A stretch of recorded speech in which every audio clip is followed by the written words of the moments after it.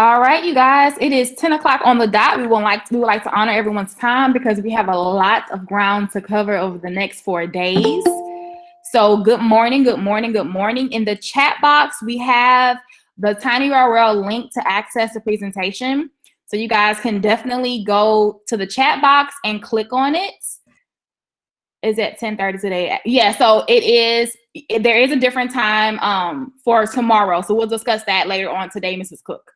All right, in the chat box, we have the link to the presentation, and it's also on your screen. So if you guys like to access the presentation on your own side, you can definitely click on that link. I'm gonna post it back in the chat again. Or of course, go to tinyurl.com/level1 EBR. So good morning. Thank you guys for joining us. We have a large group. We're super excited about our very first 100% virtual level 1 Google Bootcamp. You guys can also access our Google Classroom. So if you go to classroom.google.com and type in the code on the screen, you guys will have access to all of our resources and our performance tasks. We'll talk more about that in a couple of seconds, and then we'll kind of briefly mention it throughout today just to kind of help you guys access the classroom. So I'm going to go ahead and move on to the next slide.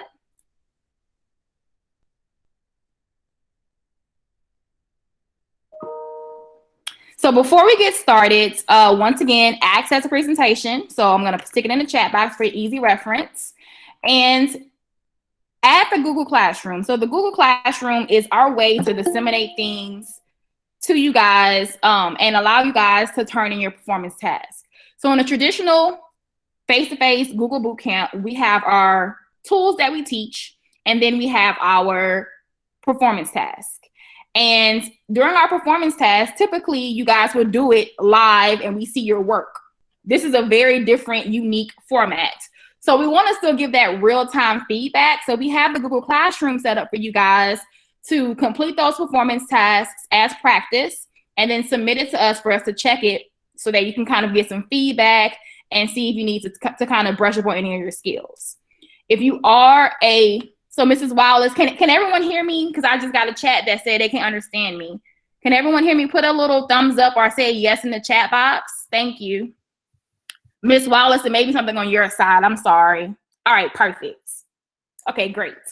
If you are a new EBR employee, you will not have access to the Google Classroom. I'm so very sorry. You're going to have to wait until you get your EBR email. Once you get that email, you will have access to it. However, the performance tasks that are in the Google Classroom are accessible on the presentation. Okay? Yes, I will turn on the closed captions. All right, there we go. So they've been turned, and then you can also turn it on your side as well if you think that will help. All right, so once again, you can access today's presentation at tinyurl.com/level1 EBR. It's in the chat box. And you can also add our Google Classroom using the code on the screen, WE5C7KH. And that will get you guys access to all of our performance tasks. We have resources, the presentation, all of that jazz is all in the Google Classroom. It is not required to add it, but for extra support and extra help, you guys can definitely access it. If you are a new EBR employee, you will not be able to access it until you get your EBR email address. So just be mindful of that. All right. If you're just joining us, the presentation link is on the screen and it's also in the chat box. And we'll post it throughout the session for those who may end up getting booted out or for whatever reason. We will post it throughout today's session. Just to kind of briefly talk about how our bootcamp is set up. So our bootcamp is going to be across 4 days. Typically, it's across 2 days, but we didn't want you guys to sit down for 1,000 years at your computer, okay? So we separated across 4 days from 10 to 12:30-ish. Tomorrow, day 2, however, will start at 9 o'clock. So we're going to start an hour early tomorrow and we'll end at an hour early. Also, try to remain muted so we don't have any feedback. I'm going to try to manage that too, but if you guys can kind of keep yourself muted, that will really, really help with any feedback. This session is being recorded, so you don't have to worry about missing anything. It will be accessible in the Google Classroom at the end of the day. So we're going to record every single piece of our trainings. All right? Any questions, you guys can stick them in the chat before we get started with the introduction of level 1. So once again, for those who are just joining us, the presentation's in the chat box for easy reference. And we also have it on the screen. And you can also access the Google Classroom using the code on the screen. That classroom is not required. It's not mandatory. However, we will push out the recordings in there. And we also have additional resources and practice activities for you guys. If you are a new EBR employee, you will not have access to it because you don't have your email address. But once you get that, you will be able to access it. Any questions before we get started? And a really good point made in the chat box, if your camera's turned on and you don't have that large of a bandwidth of internet, it can impact what you're hearing and impact the flow of everything. So just kind of make sure you have all of that stuff taken care of so that you can have the best experience today and the rest of the week. Once again, it is being recorded, so just want to kind of let everyone know that this is being recorded and it will be accessible for you all to access at a later time today. All right, I'm going to stop talking and let Ms. Gaff take over. Good morning, everyone. I am one of your trainers for the week. I also get a chance to speak with you all later on in the week. So I'm excited about participating in this training.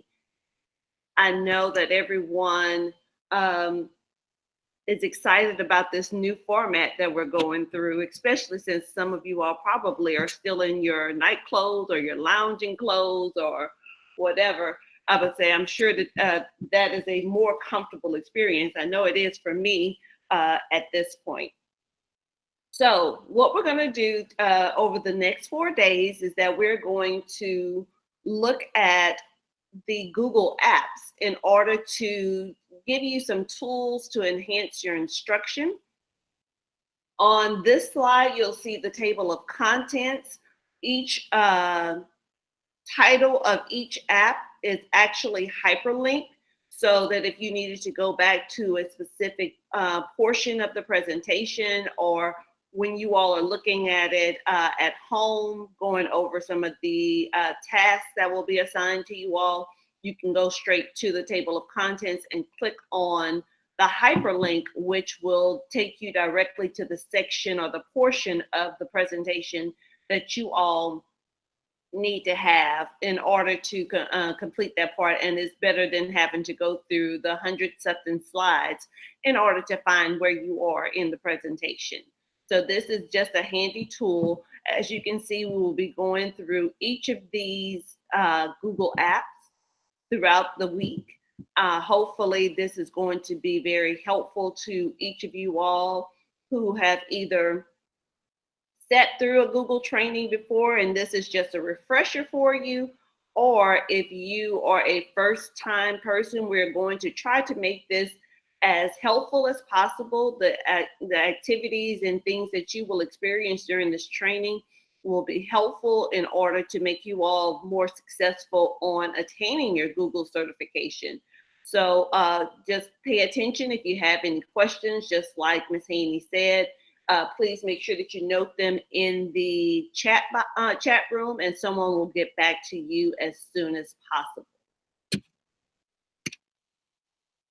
So on this slide, we are looking at each of the Google apps again, but this is just a way for us to give you like a comprehensive list of all of the apps, as well as a brief summary of what each app does and how you can use it in your classroom or how you can use it in your department It just depends on where you all work in EBR based on which of these apps will be the most helpful for you. But here's just a little summary page. The app Keep is highlighted with a red box. That just means that that app is not going to be tested on our level 1 certification assessment, but we still want you to be familiar with that particular app. So that will be covered during this training this week. However, we still want you to know that that is not one that will be assessed for you. So now we get to the point where we're trying to see or learn a little bit more about our audience. So on this slide, we have the 4 stages of technology confidence. We want to know, where do you find yourself falling on this spectrum? Now, I will admit that I still consider myself kind of a newbie. I use several of the apps daily, but there are certain apps that I may not be just as comfortable with as I am some of the others. My department knows that I am still trying to transition from Microsoft, because Microsoft Word is my best friend and I know how to use it very easily.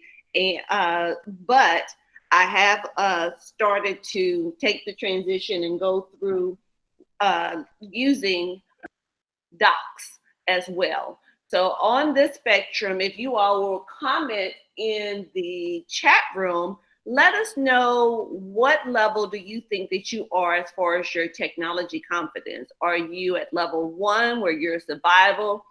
You are scared of breaking it. You're not sure what to do. You think you should use this in lessons, but you're not sure how.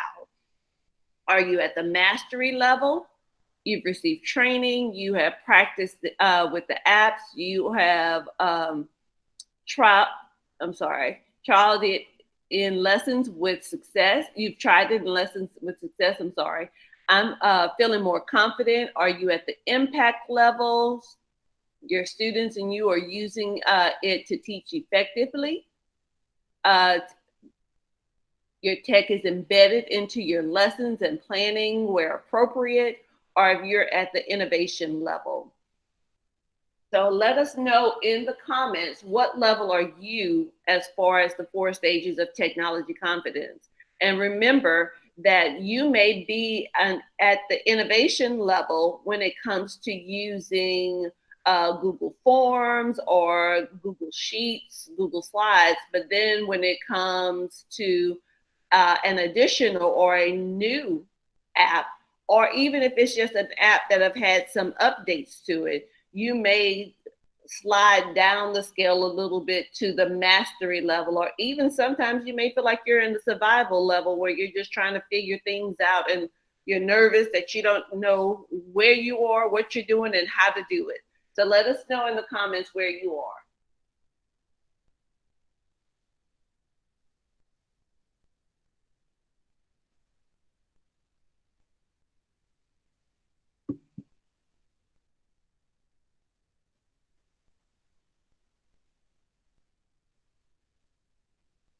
I know my computer moves a little slow. I haven't seen too many comments come up on mine. So we have a lot of people in the chat saying that they're, around a 1 or 2. We have some masteries. We have some 3s.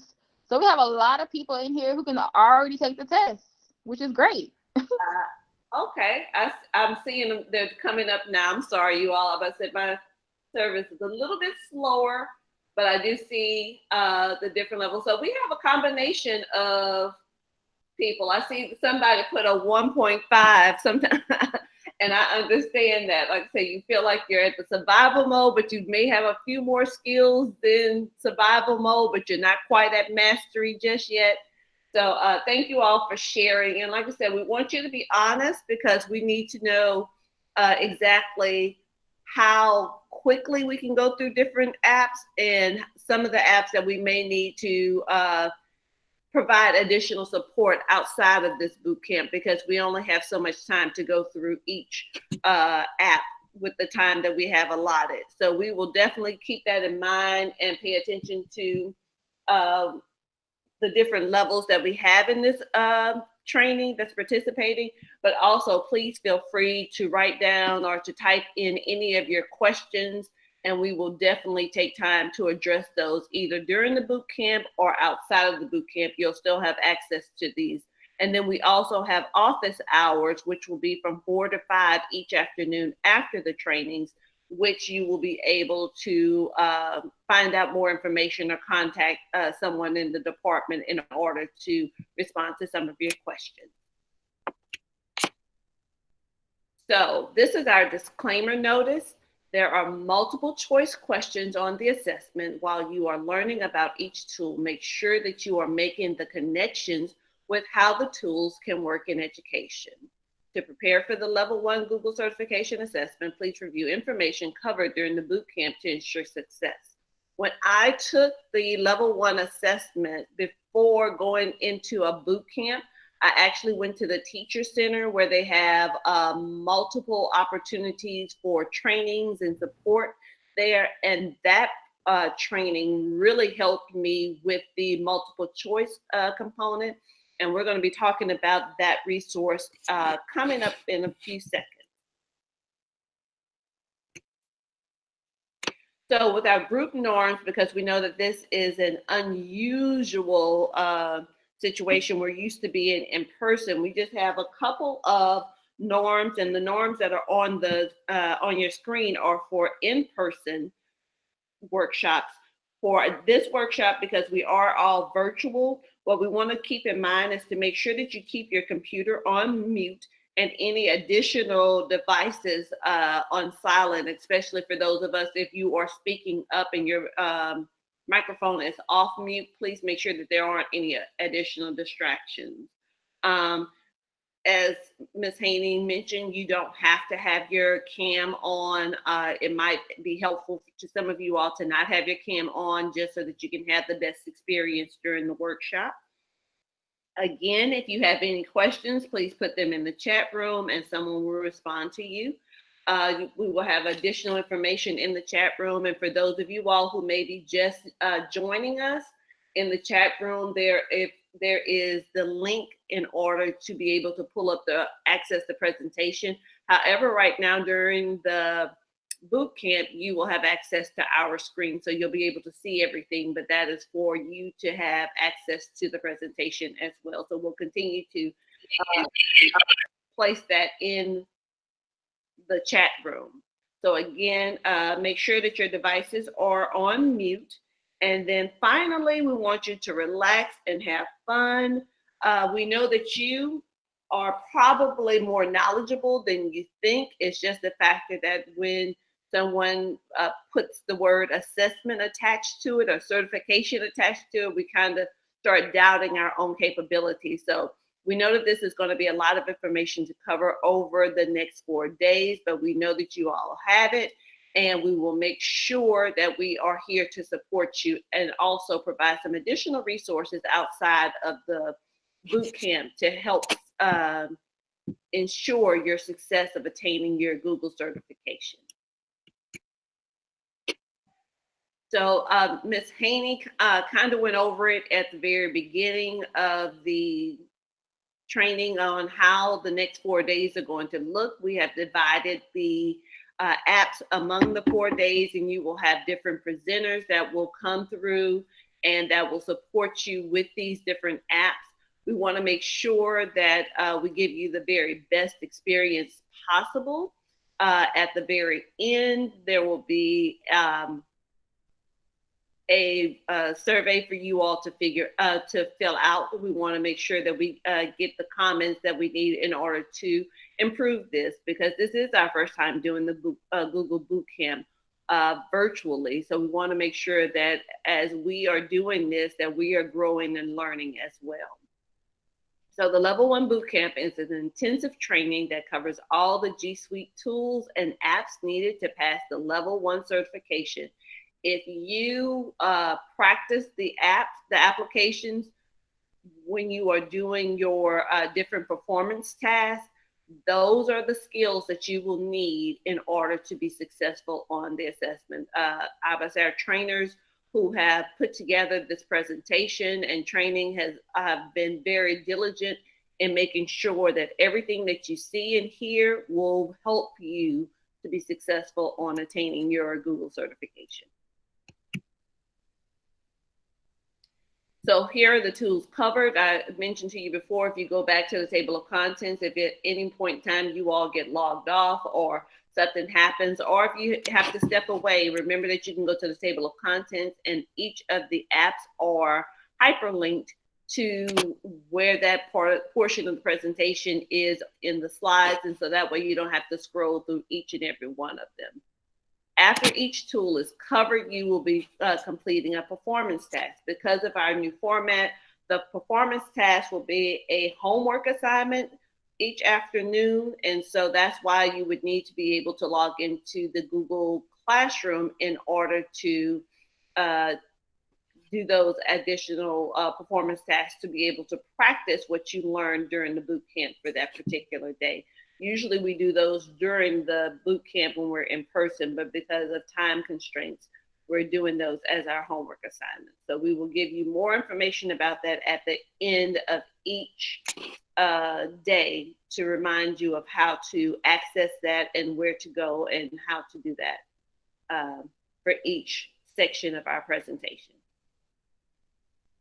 So one thing that you want to make sure that you have, that you're using is that you're using the Chrome browser. We're also about to have a presentation on how to best use the Chrome browser for those of you all who may not necessarily be familiar with Chrome, or that you're still using Safari, or we hope no one is still using Internet Explorer, but some people may be. So however, we want to make sure that you have everything accessible so that you'll be able to use Chrome successfully in order to be able to take the assessment, because that's the browser you will have to use in order to take the Google certification. So why do we want to use Google? The best part of Google is that you have access to it anywhere. It has capabilities for collaboration support. There's an auto save, so you don't have to ever worry about, oh my goodness, did I leave my computer and I didn't save my product? Will I still will I still have everything that I needed saved on a presentation or on a paper or whatever you're working on? You have free cloud storage. There's a revision history. So let's just say that something was saved automatically, but then you needed to go back to see what you had before. You can go into the revision history. You can also see if you're sharing that document with someone else, what revisions they may have made, or if they changed something before you got a chance to see what the previous message was. You have access to be able to go back through the revision history to see those notes. You have import and export capabilities. One of the great parts of it is that it's paperless, and that's one of the things that we are really trying to move towards, is having a paperless community. That way that we're saving all those printed copies and things like that, especially with you all who have the one-to-one classrooms. This is going to be very helpful, especially now in the times that we're in, where we have to do a lot of virtual things until we know what our next steps are for after the pandemic. Google is going to be your best friend as far as supporting your students and keeping your parents or even your students informed. It saves time. There are filters, labels, search bars, stars that will be able to identify favorites or things that you need to keep handy. So I would say these are all the reasons why Google is a very helpful tool, but we want to make sure that you are efficient in using the different apps and that you feel confident that you're using them correctly. And the most important part is how you're using them to enhance instruction in your classroom. So the types of certifications that are available for through Google is the level 1 certification, which today's presentation is going to support you with that. The purpose of that certification is to just show proficient use of the Google tools. And it's just the fact that you know how to get to those tools, you know how to use them, and you'll be able to show some of the general functions of those tools when you do your performance tasks and throughout each presentation. This Google certification is valid for 3 years. After 3 years, you will have to reassess to get your certification or update your certification for level 1. We have level 2 certification, and this certification is for those who are a little bit more advanced with the use of the Google tools, as far as using them in their daily tasks, as far as office duties, as well as in your classroom to enhance instruction. This certification also is a 3-year, is valid for 3 years. And after the 3rd year, you have to reassess in order to attain your certification or to renew your certification. We also have certified trainer. We just had an academy of our trainers to get some additional people in our district that would be able to provide training and to use their expertise in the Google tools to help others. There's no expiration for your Google trainer, but there are yearly requirements that you will have to do in order to maintain your trainer certification. And then our last and highest level is our certified innovator. We have one certified innovator in our district, which is Ms. Bonnie Chalette, who is in our office, and you will be hearing from her throughout this week as well in one of the trainings. And she is someone who's able to share innovative ideas with the world and outside of our district.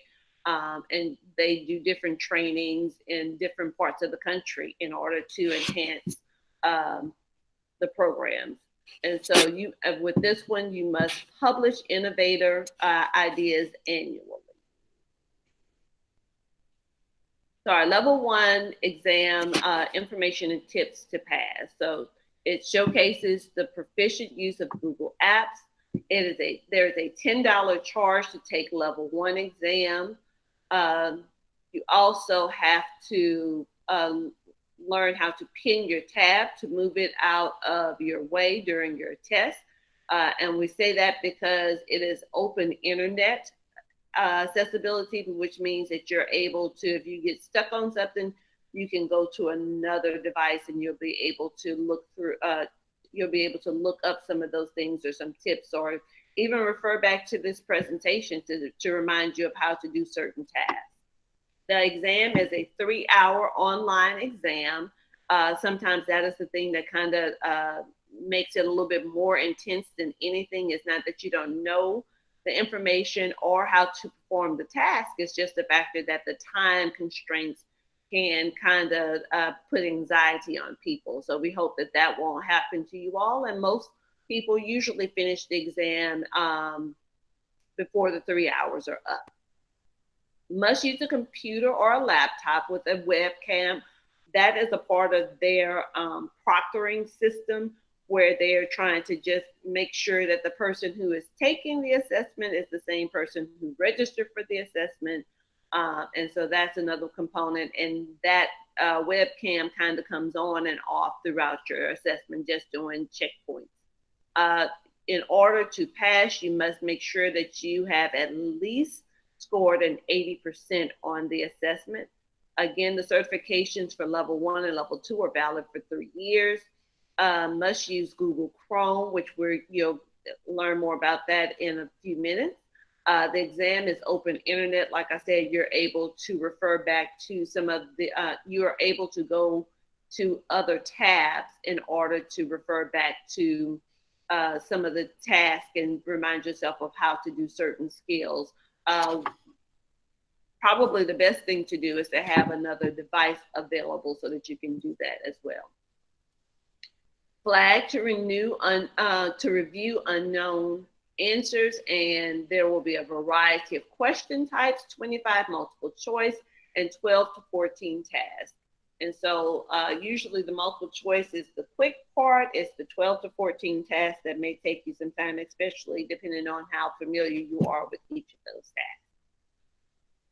So are there any questions at this point about what we've covered so far? I know that we have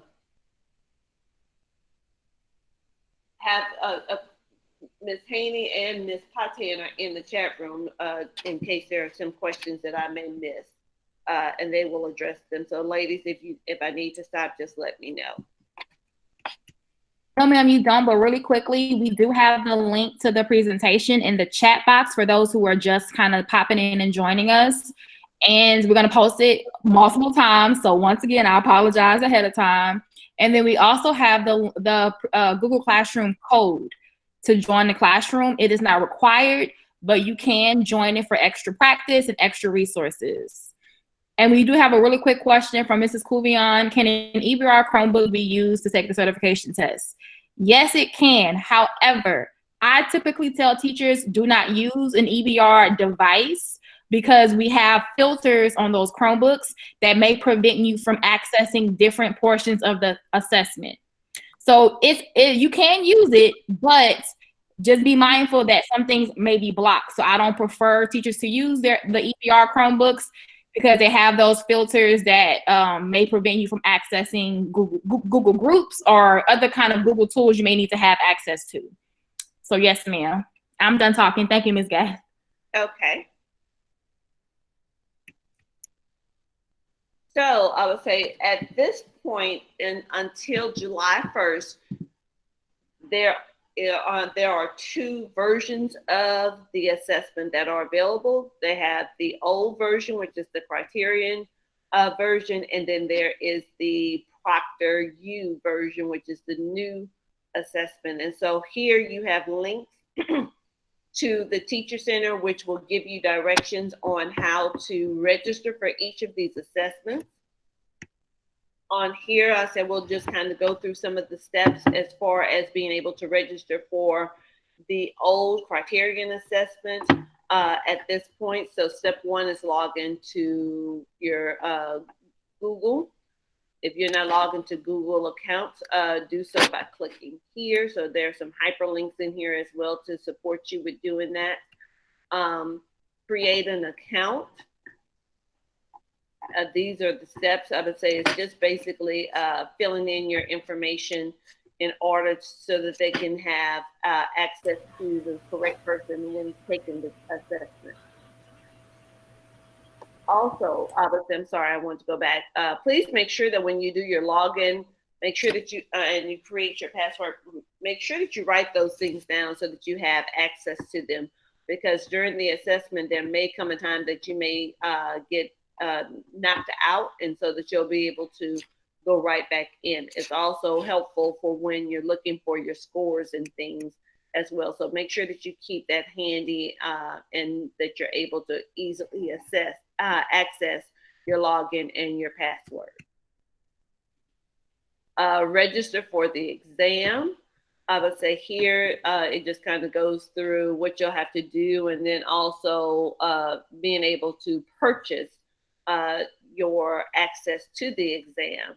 Usually it will take, they say it could take up to about 24 to 48 hours in order to access the assessment once you have registered for it. But most times you're able to get it not too long after you register for the exam. Again, you'll have to pay for this exam. We used to have vouchers, but we don't have those at this moment. So you will have to pay for your exam. And so this is just a way of with you checking out and making sure that you don't forget that you need to be able to have some form of that you're going to be able to pay for your exam when you're ready to register to take it. So here, this is just an example of an email that you will receive. It gives you kind of the gist of what you need to remember, that you'll have 8 days to log into the exam. If you don't log into the exam by 8 days from your day of registering for it, then you will automatically be scored and you will lose your registration. So you want to make sure that once you register, that you have set a date within 8 days after that registration has been completed to actually sit down and take the test, or you will lose your payment and you'll have to re-register and pay again. So we just want to make sure that we're mindful of that when we're actually ready to register. Here's also another email example that you may receive about the exam and things that you need to be aware of and be prepared for before the exam. So making sure that you have the latest Chrome version, you have a working webcam, a stable internet connection, and that has been a problem for several people because they lost their connection. And the only way that you're able to get a refund with loss of connection is if it was something that was like on the company's end. So they are very strict as far as providing refunds because, you know, your internet went out or something happened. Unless it's something that is a technical problem on their end, usually they won't refund you your money.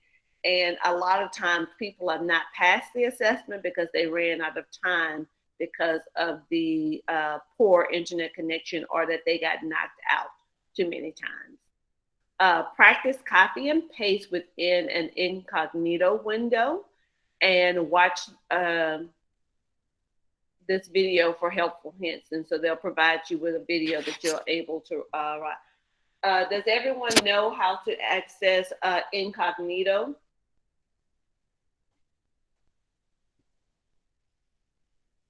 Hopefully, I would say, if not, we will make sure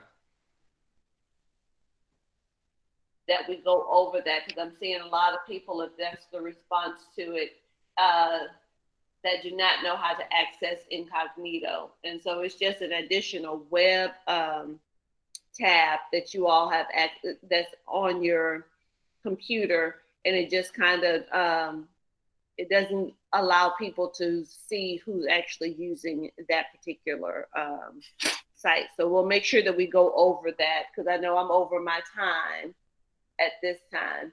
But ladies, I would say I guess we need to make a note of showing how to get into incognito as well. This is just another example of the email. You all can look. Ms. Gath, your screen is no longer showing. Oh no. Okay. So just go back to it. I think someone had hit present by mistake. So they took over it for a second. Okay. Just represent the screen.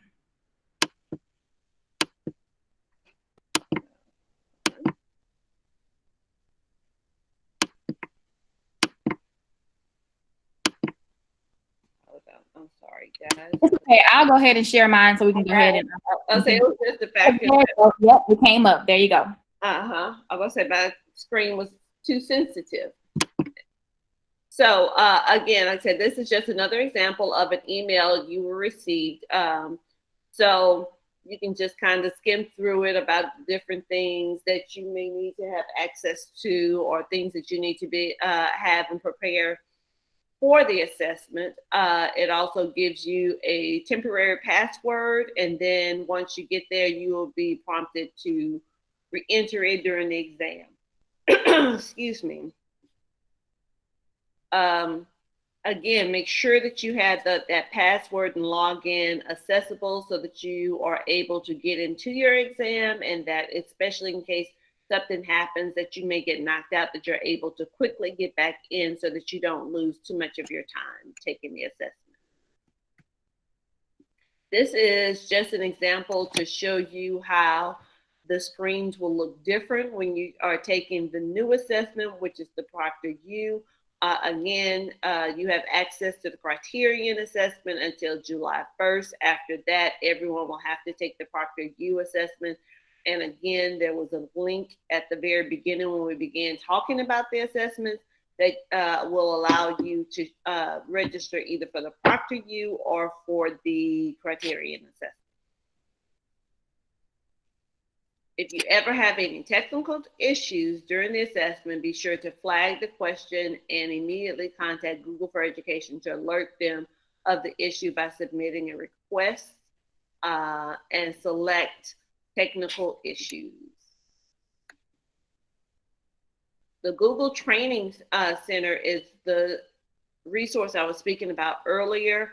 Like I said, I don't want to go too far over my time, but I wanted to quickly let you know, like I said, this is an extremely helpful resource. I said, if you go to the Google Trainer Center, the different apps are broken into units and topics. They include expected completion time and then lesson checks after each unit and topic. And this will be very helpful for the multiple choice section because most of the questions at the end of the lesson are multiple choice questions. Excuse me. This is just an example of what the screen will look like when you get to the Google Trainer Center. And so you have options of where you need to go based on the information that you're trying to find. The Get Training tab will take you to having multiple opportunities to go through each of the different apps to be able to practice them. It will speak about the use of the different apps within the classroom and how it will support.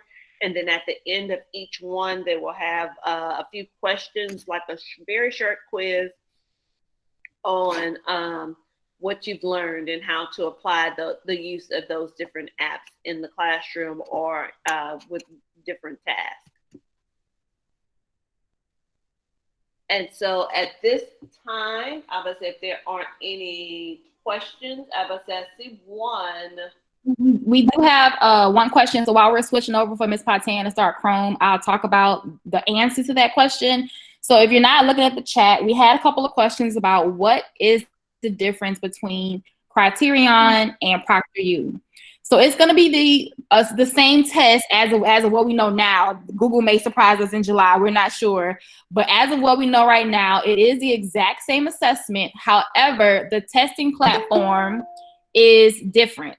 So currently with Criterion, there aren't that many stipulations with your testing environment.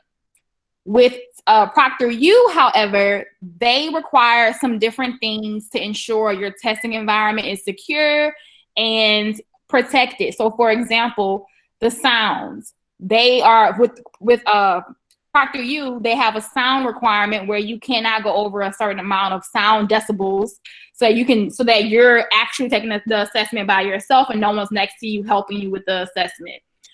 With the lighting, you have to make sure your lighting is at an appropriate lighting fixture so that they can see you in the camera, things like that. So that's why we're recommending you guys to take it as soon as possible with the current platform, because ProctorU is brand new and it may have some glitches and they have a lot of different requirements. So that to kind of avoid that headache, take it now with the current system, because that system is a lot more, it's been tested, it's been used for the past 3-4 years, and it's more user friendly. So if you can take it, once you're done, take it now. If not, you will have to take the new system.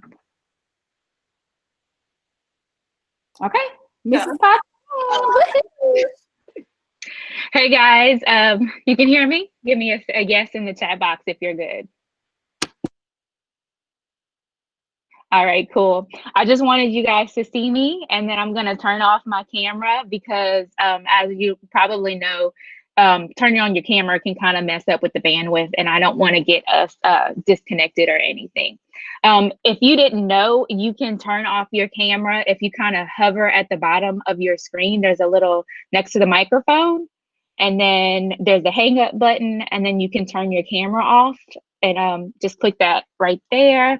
And also what's pretty cool, you also have a turn on captions. You can turn on some closed captions. I even do it like when I'm watching TV and I'm not necessarily hearing impaired. It's pretty good as well. So you have some options there. All right, so let's get started. Today we are going to talk about Google Chrome first. it's the best browser in my opinion, but I'm not biased or anything. But it's really important for you to feel comfortable using Google Chrome as an internet browser, just because you'll be taking the test using Google Chrome. So if you are not so familiar with it, I would practice using it instead of, let's say, Microsoft Edge or Safari and things like that. You got to the Google Meet where we're having our presentation, which is awesome. I know some of us had some issues getting there. So at least you know that you're in Google Chrome right now, and we can move forward and learning all the tips. Some of the things that I'm going to talk about today will not be tested per se, but they definitely will help you at being successful in passing the test. But don't worry, the things that you definitely will be tested on, we're going to point that out to you. I'm going to leave the presentation in this just the little short editable mode, just because I'm going to be going back and forth between the presentation and the live platform or whatever. So I'm just going to leave it in a small mode so you guys probably can see yourselves at the top right there. So what do we need to know about Google Chrome?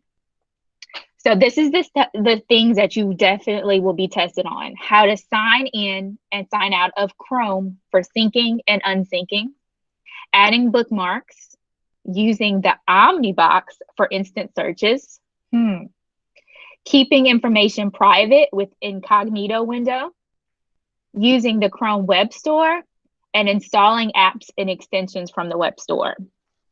A couple of few things we'll go over will not be tested. I'll make sure I point out to you, this is not going to be on the test, but it'll help you take the test if that's clear. All right. So we're in Google Chrome. It probably is a little familiar, meaning, you know, you have a box where you would type your URL. We'll learn about what that's called, and some buttons and some tricks and stuff. So Google Chrome is the recommended internet browser for the EBR school system. I personally think it's the fastest browser. Other companies have tried to replicate the technical side of Google Chrome, just because it has been proven so far to be one of the best, but not duplicated, or what is it called? Not replicated. Oh yeah, whatever. But you get me, it's pretty fast.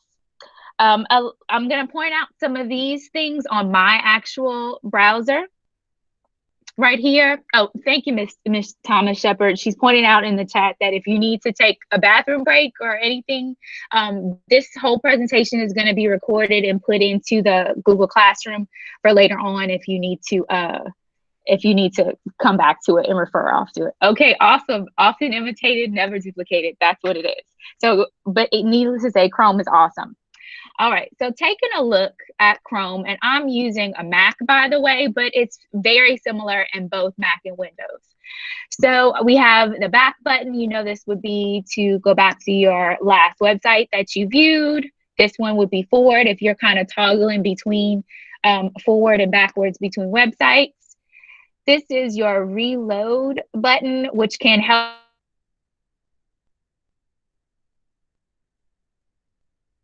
hasn't loaded with internet and stuff. And especially now, my chat box is kind of slow. So every once in a while, I'll have to press this button to load more comments in the chat box. We have this box right here. Does anybody know what that's called? Is that the search box? This is the Omnibox. So some of you might call this the URL box, because you type in a URL to get a website there, but you can also type in just a straight instant search in this box right here. But Google calls it, if you see where our mouse is, Google calls it the Omnibox because it does a whole lot of things. And we'll go over that a little later. Then we have the star. And we know the star as being a quick bookmark spot. It also is a favorite if you're used to a Microsoft. So favorites and bookmarks, you can do it instantly right here. And we have the little guy or gal, if you sign in, that's our profile where we can sync and unsync.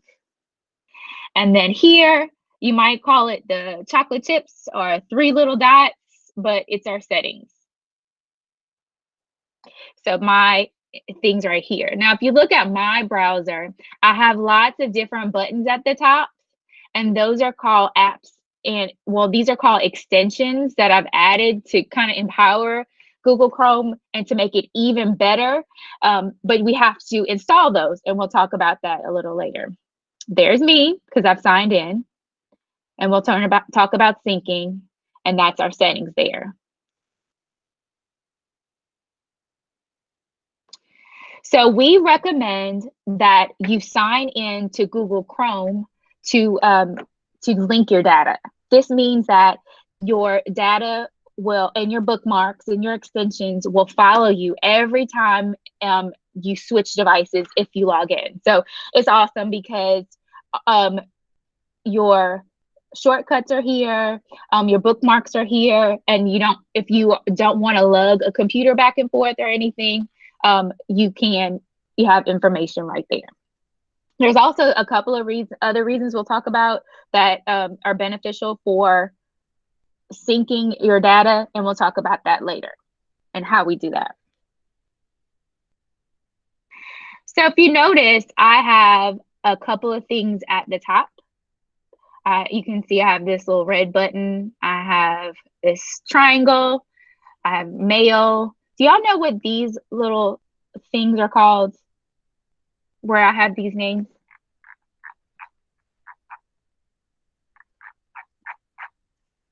There you go. They're tabs, just like old school. If you had a planner, those are tabs. So we have great usability that Google Chrome has tabs at the top that we can kind of switch back and forth between our work. I love tabs. Although sometimes we can get a little, if you're like a tab hoarder like me, you can have a whole lot at the top. But there's some tricks that can help you with that if you are a multiple tab kind of person. So the first thing is a definite important tip for when you're testing is this cool thing where we can add a tab and pin a tab. So I have all these multiple things at the top open, but this plus sign right here, if I click on it, it gives me a new tab. Cool. But how about if here's my email, this would be a really good one to practice because our administrators and bosses all really like to have our email open and access all the time. So in taking the test, pinning the tab will be a good situation. So the quickest way I know how to do it is put my mouse on the name of the tab and right click. If you're on a Chromebook, by the way, a right click on a Chromebook is if you do bunny ears. If you 2 taps, or like the peace sign is a right click. So you would right click on the name, and then you have all of these options, and you can go ahead and you can pin the tab. So it made my tab teeny tiny. See that? So that means I have no little X to accidentally click a tab and close it. And my life would be very sad if I closed the tab accidentally.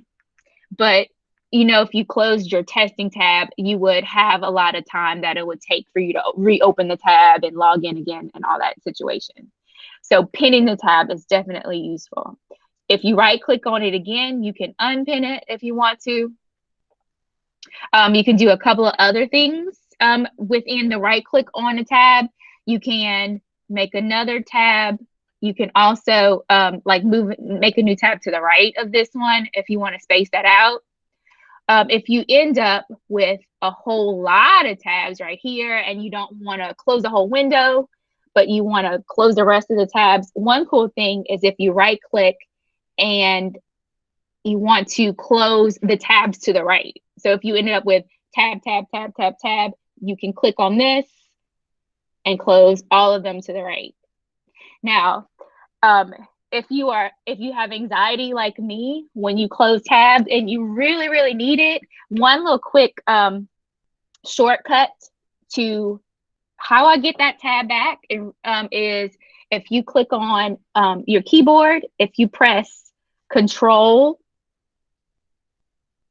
Shift, and T at the same time, it will reopen that tab again. So that's just a quick thing. It's not on the test, but it's Control, Shift, and T will reopen a recently closed tab. Just a quick thing. Okay. Next, we have the Google App Launcher, aka the Waffle or the Gray Waffle, where as we go through learning about the different Google tools, we'll use the Waffle a whole lot. But if I open a new tab here next to my face, it looks like a waffle, of course. We see all of the different Google app possibilities. There's lots of them. Okay. So we have our Omni box up here, and we also have our search box down at the bottom. Just we can do some instant searches. All right, so speaking of searches, you can use the Omni box at the top, or if you are in a new tab, you see your basic familiar Google search, right? And also down at the bottom, under the Google search box, here are the recent websites that I've gone to. So that's just another cool thing that Google has done for us, is given us some shortcuts there. So this Omni box right here is pretty awesome. Now, let me tell you this right here. I put this little slide here. It's not on the test, but remember I said that the Omnibox does a whole lot of things, not just quick searches and URLs. If you type in these names here, you can get like some really quick exciting things. For example, you can type in 5-minute timer, and it'll give you an awesome little 5-minute timer, you know, for your class or something. Quick Docs is really cool. You can type in Quick Docs, and it'll give you like a quick Word document that you can just make some. You can do some quick notes in. You know, just a white piece of paper. You can click and do some typing if you want to. Calculator, graphing calculator. If you need to quickly convert metric units to whatever, that's a good one. I put in this little teeny tiny link if you need it later on. This is not on the test, y'all. Just pretty cool. Okay, this is on the test. How do you add bookmarks? You can add bookmarks easily from within the website that you want to bookmark by just going up to the top and clicking on the star. One thing that is very helpful is if you are, if you're like, oh, I want to see that later, and then I say that a lot, I bookmark a lot of things, but one thing that's really awesome is you can organize your bookmarks. So Britannica is pretty awesome. So I want to come back to it later. So I'm going to click on this star. So now I can see my bookmark, I've bookmarked, but I also can manage it and make it a little bit organized in folders. So I can choose a folder. If you notice, I have all of these folders I've created already that I can just click on this drop down box that says new folder and add it to one of those.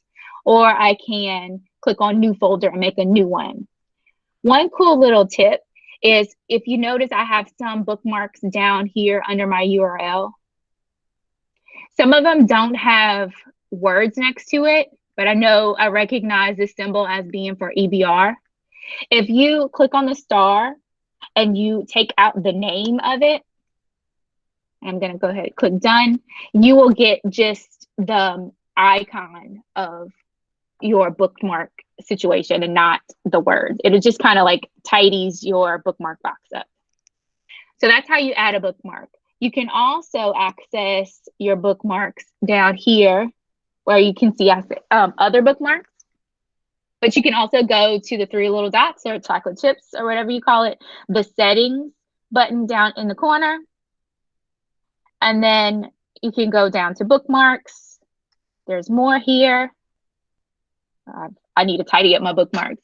And here we can click on Bookmark Manager, and you can do some cleaning and organizing of all of your bookmarks here.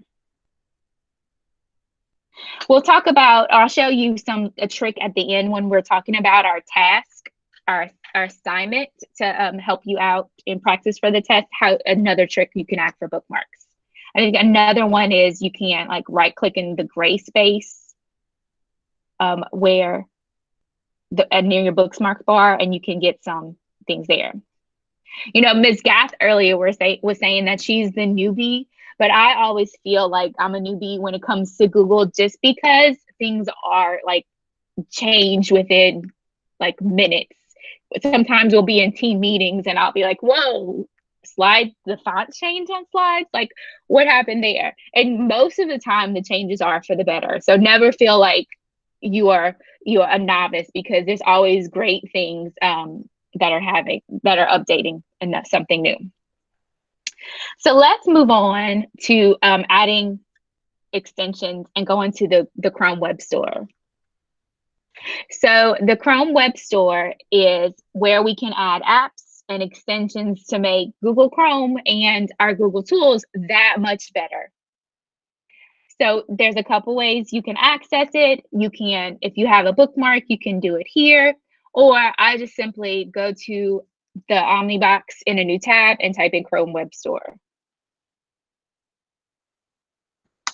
And Google's so smart, but it's also, it knows itself. So it's the first link that comes up. So here's the Chrome Web Store. So disclaimer, since we are in EBR, a school district, if you notice, this is my username for my EBR schools account.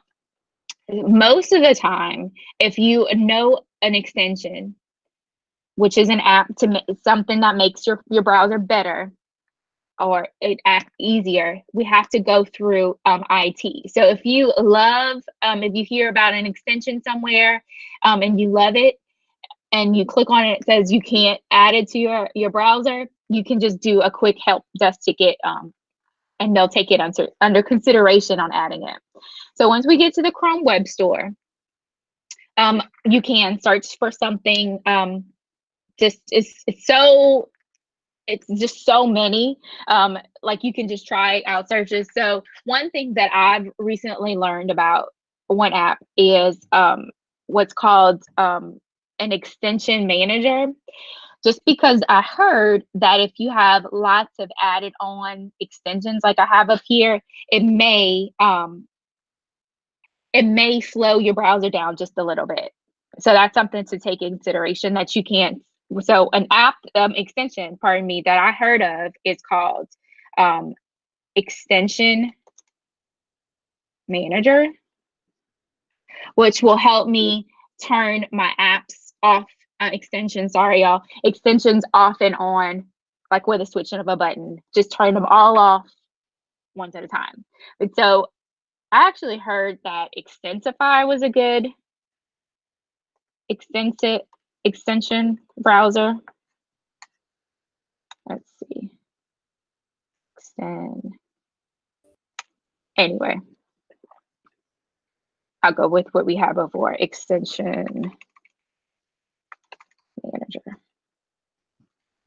So watch, if I try to add to Chrome, it says your admin has blocked Extension Manager. So this is where you would, go to our EBR help desk to get that added, and well, at least under consideration for adding it.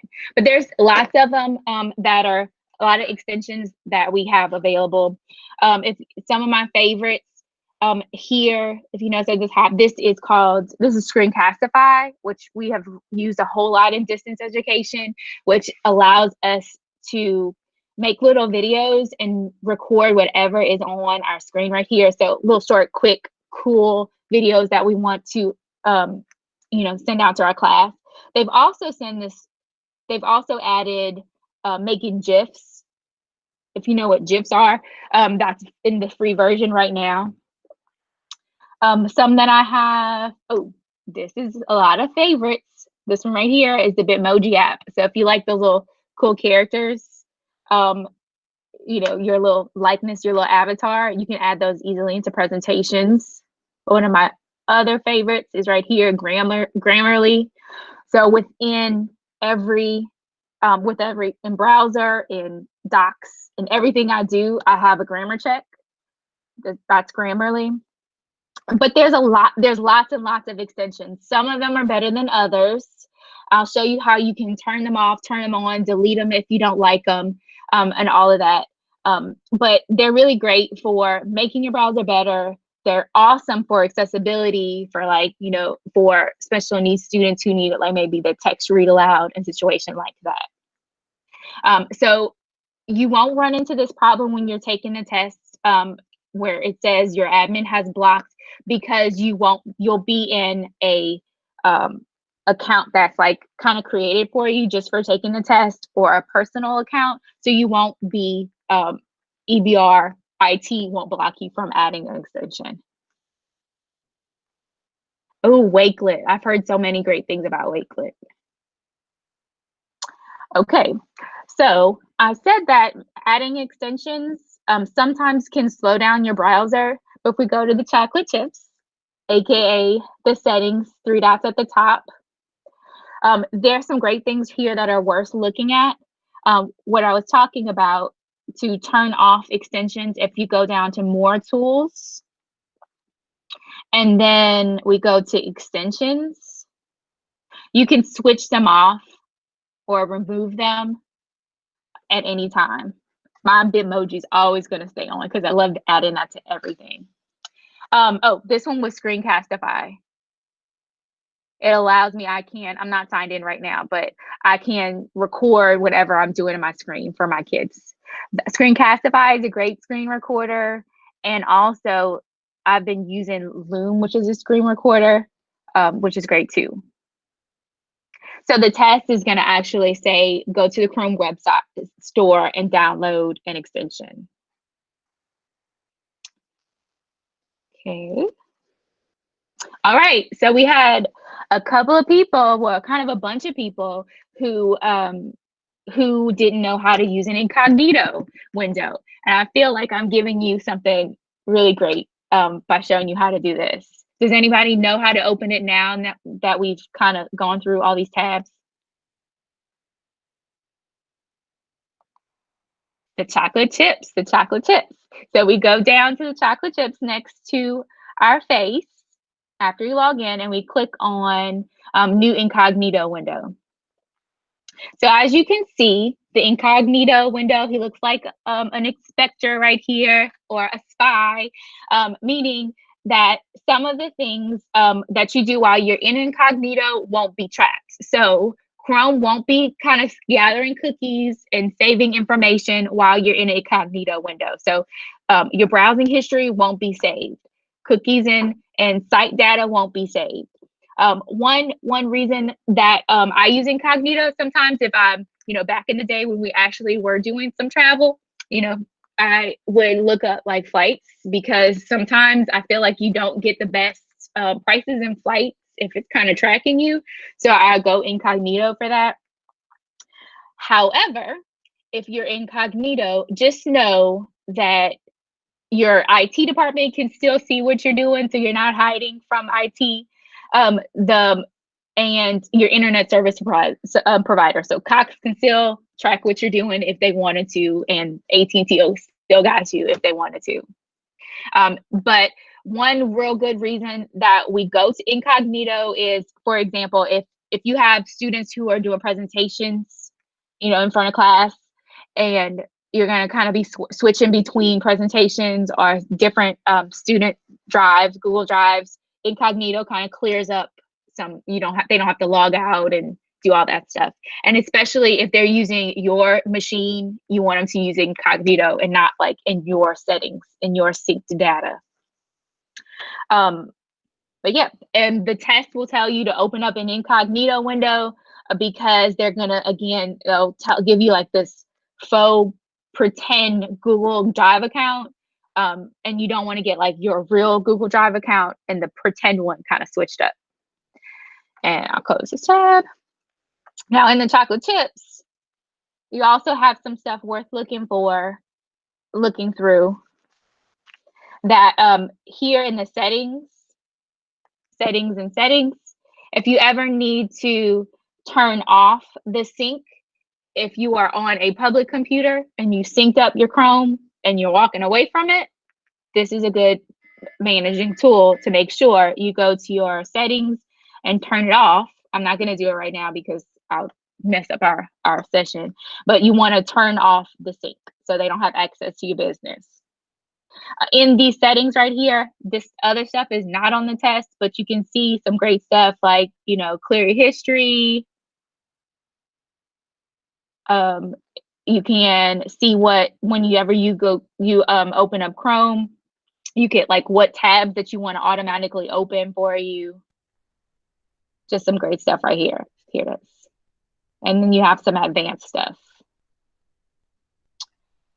Okay, and I think we're almost done with Chrome.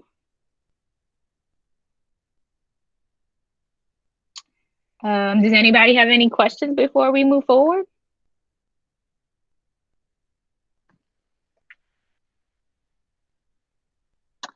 Okay, I'm gonna go back and turn my camera on.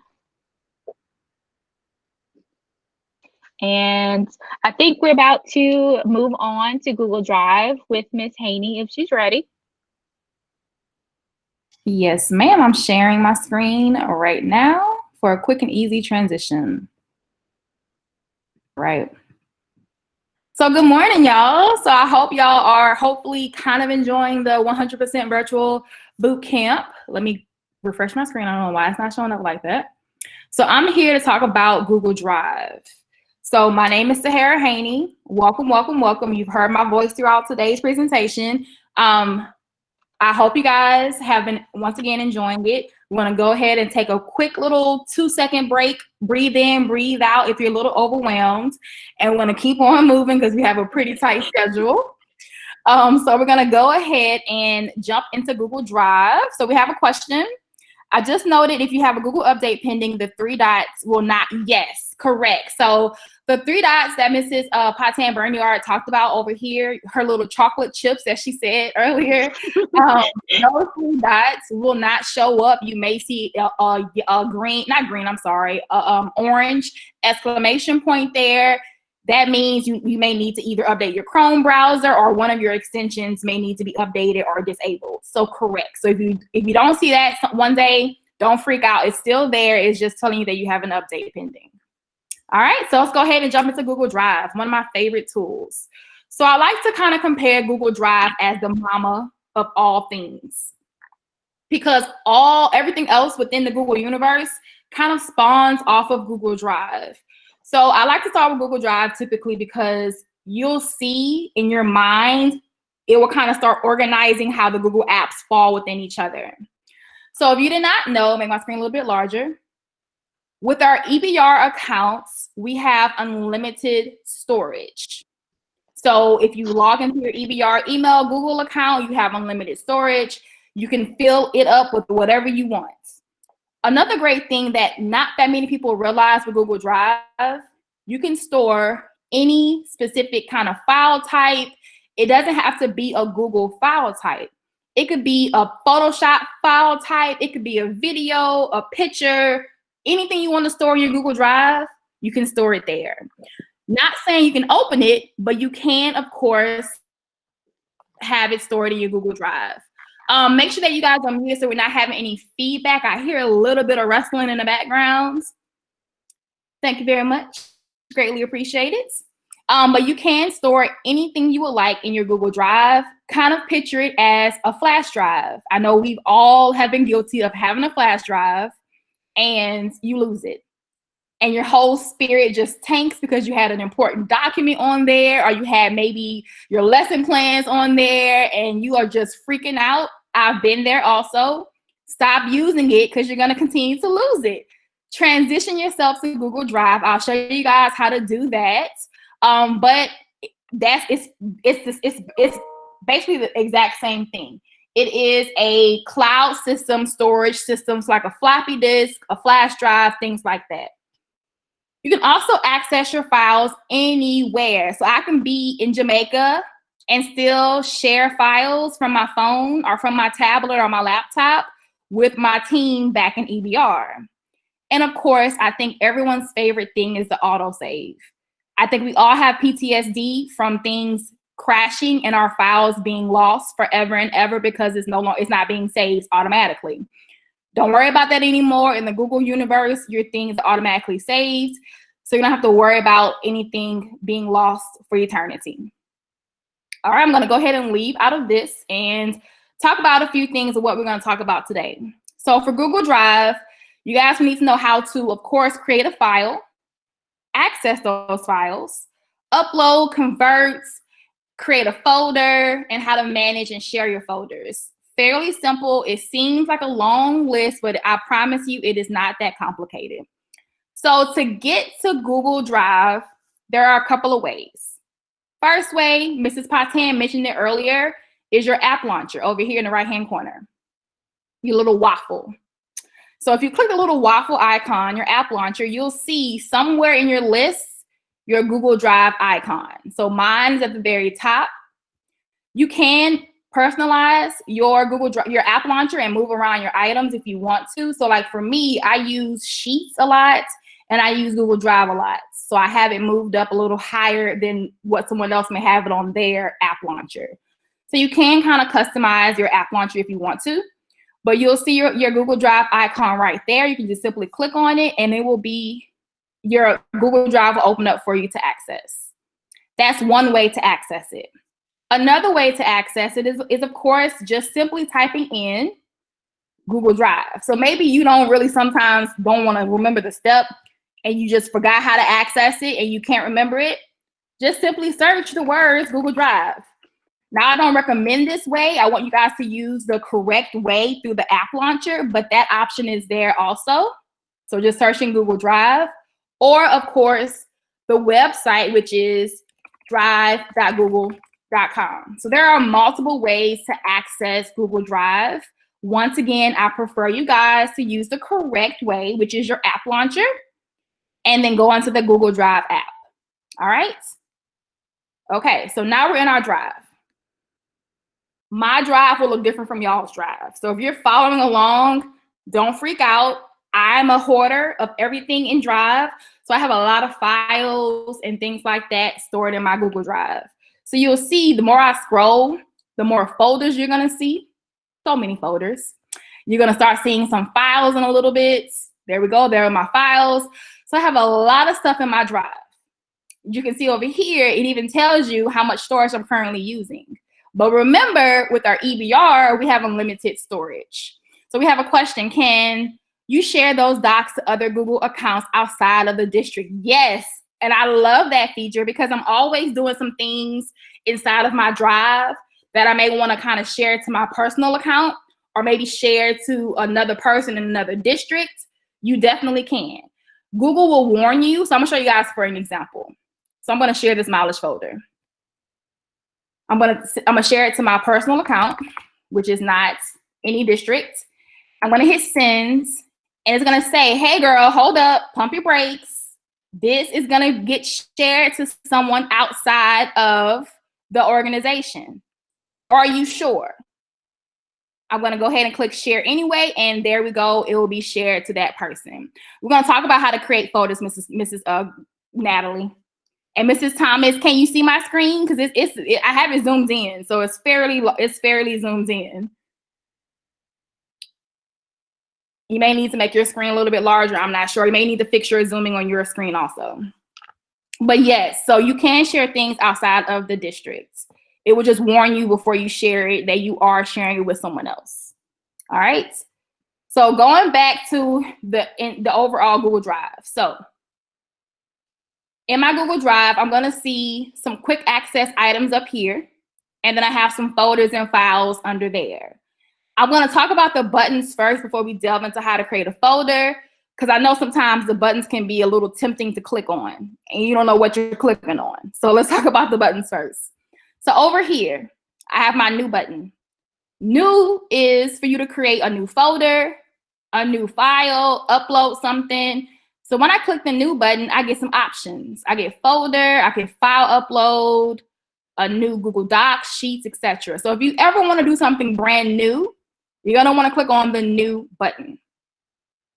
Under new, they have this new button, not really a fan. No one uses it. I don't think in my mind, I don't think anyone uses it.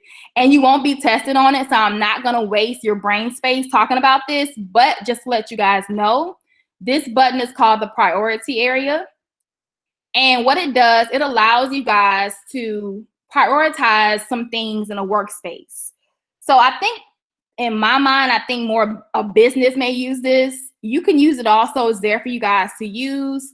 I'm not that fluent in it. No one really uses it in the district, but it is there for you guys to use to kind of help organize yourself and to maybe prioritize your items for the week or for the day. Underneath priority, you have My Drive. When you click on My Drive,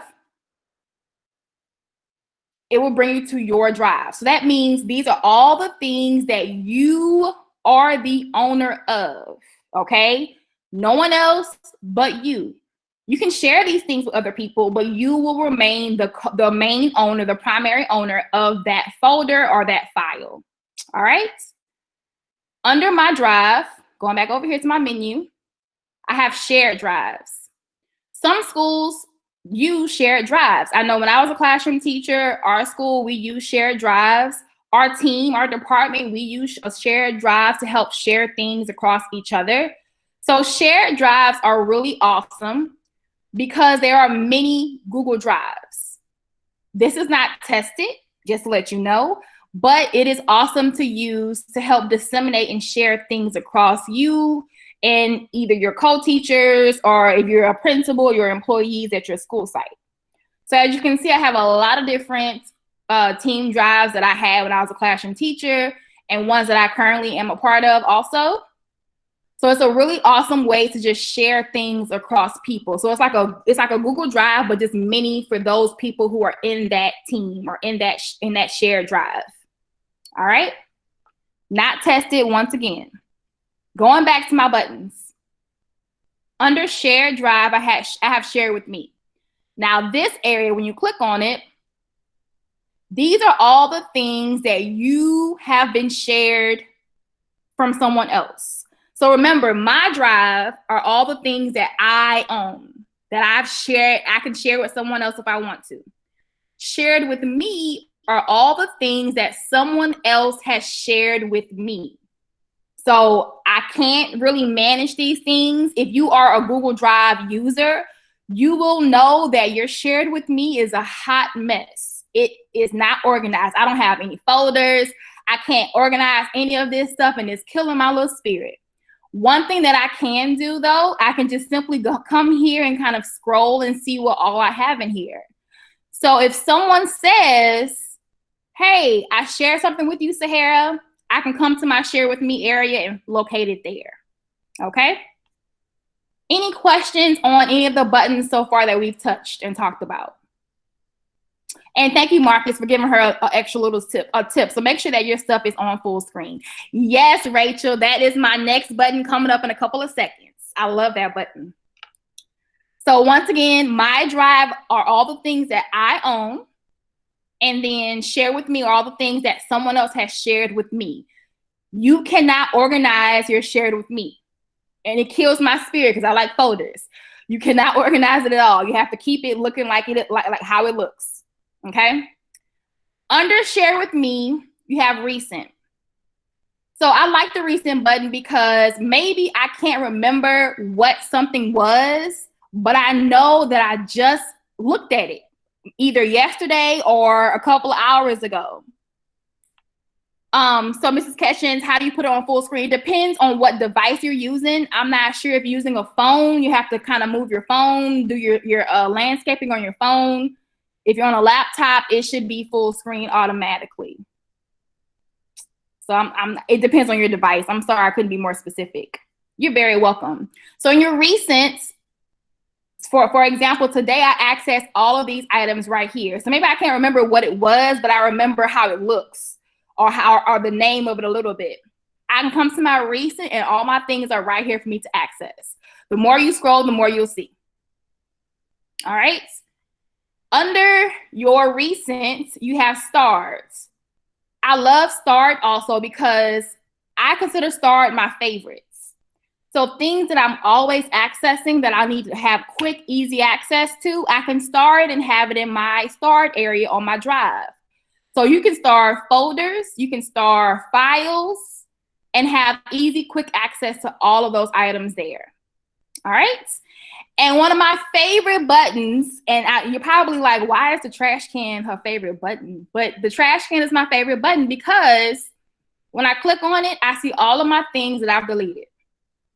And what I appreciate, when I delete something from my drive, it is not gone forever. It comes to my trash can.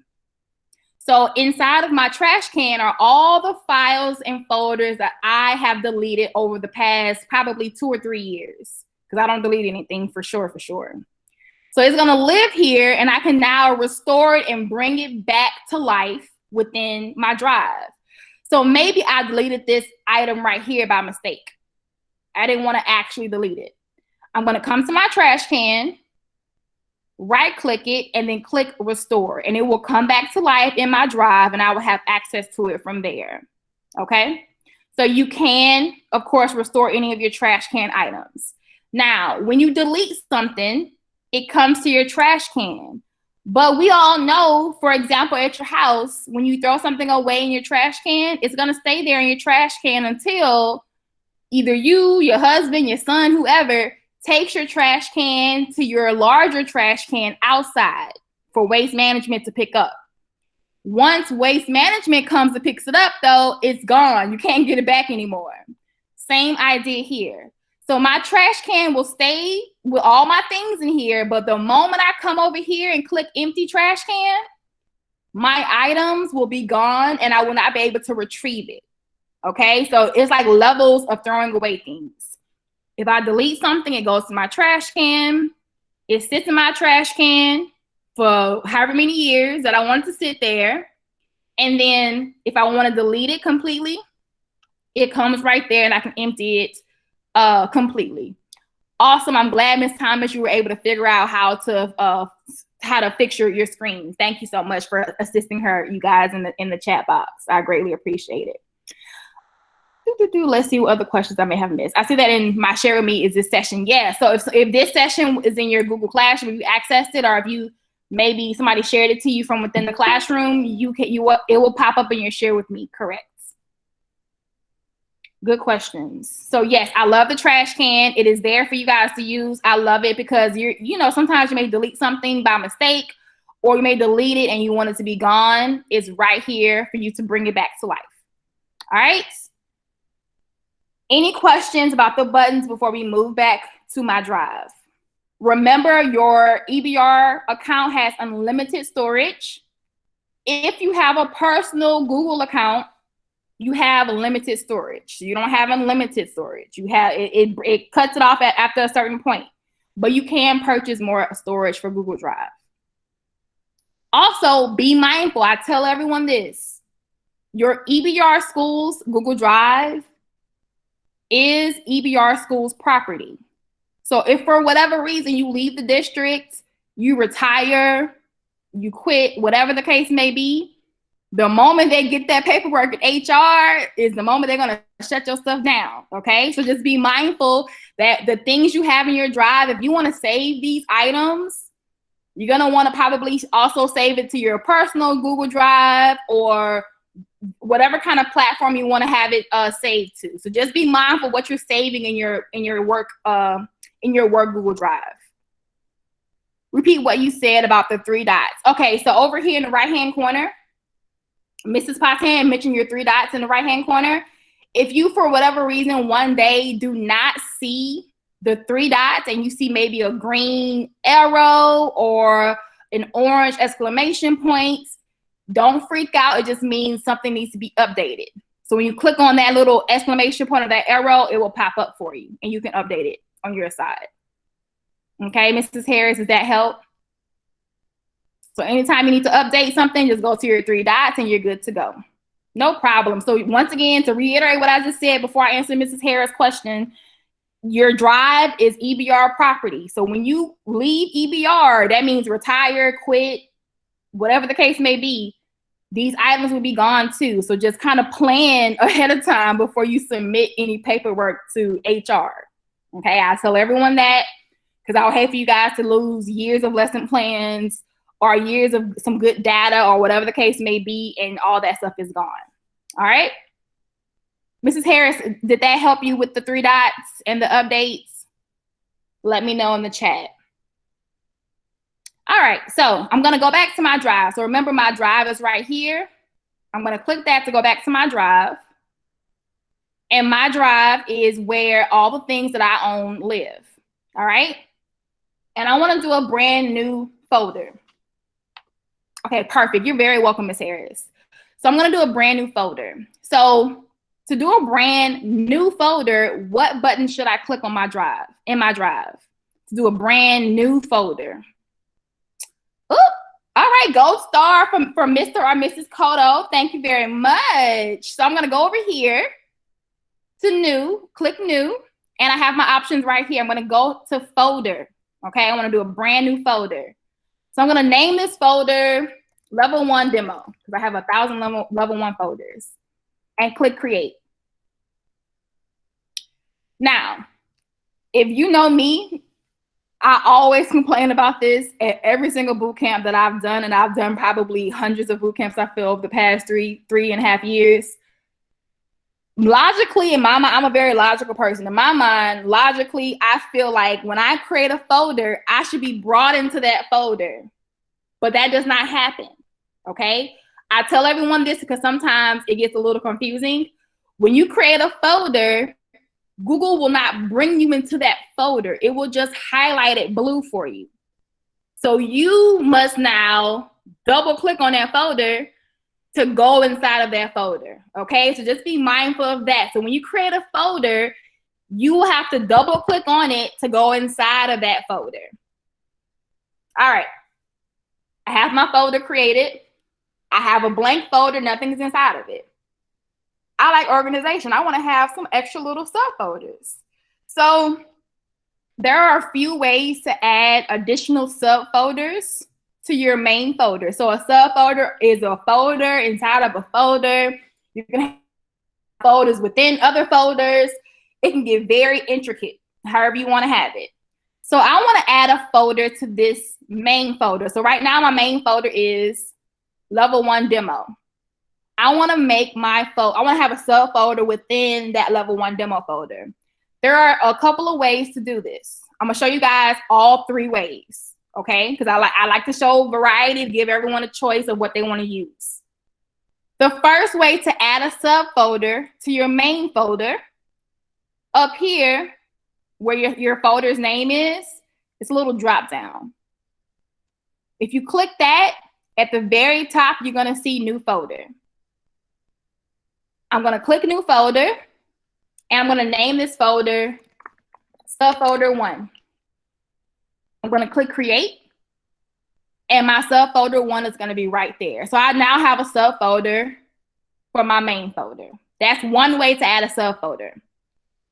I'm going to delete this one and show you guys the second way. The second way to do this is I want to do a new subfolder. So that means I need to go to the New button, okay? So I need to be inside of my main folder already, and I'm going to go to New Folder, and then name this one, same thing, Subfolder 1. Hit Create, and then my folder is right there. That's the second way to add a subfolder. The final way, which is kind of what I do, but you know, I'm fairly comfortable with Google. If you're not comfortable, I don't recommend this way, but if you are, use it. The third way to add a new folder is to, in this area right here, right click on your mouse and a little box will open up. Click New Folder, and then same thing, name it what you want, and voila, there it goes.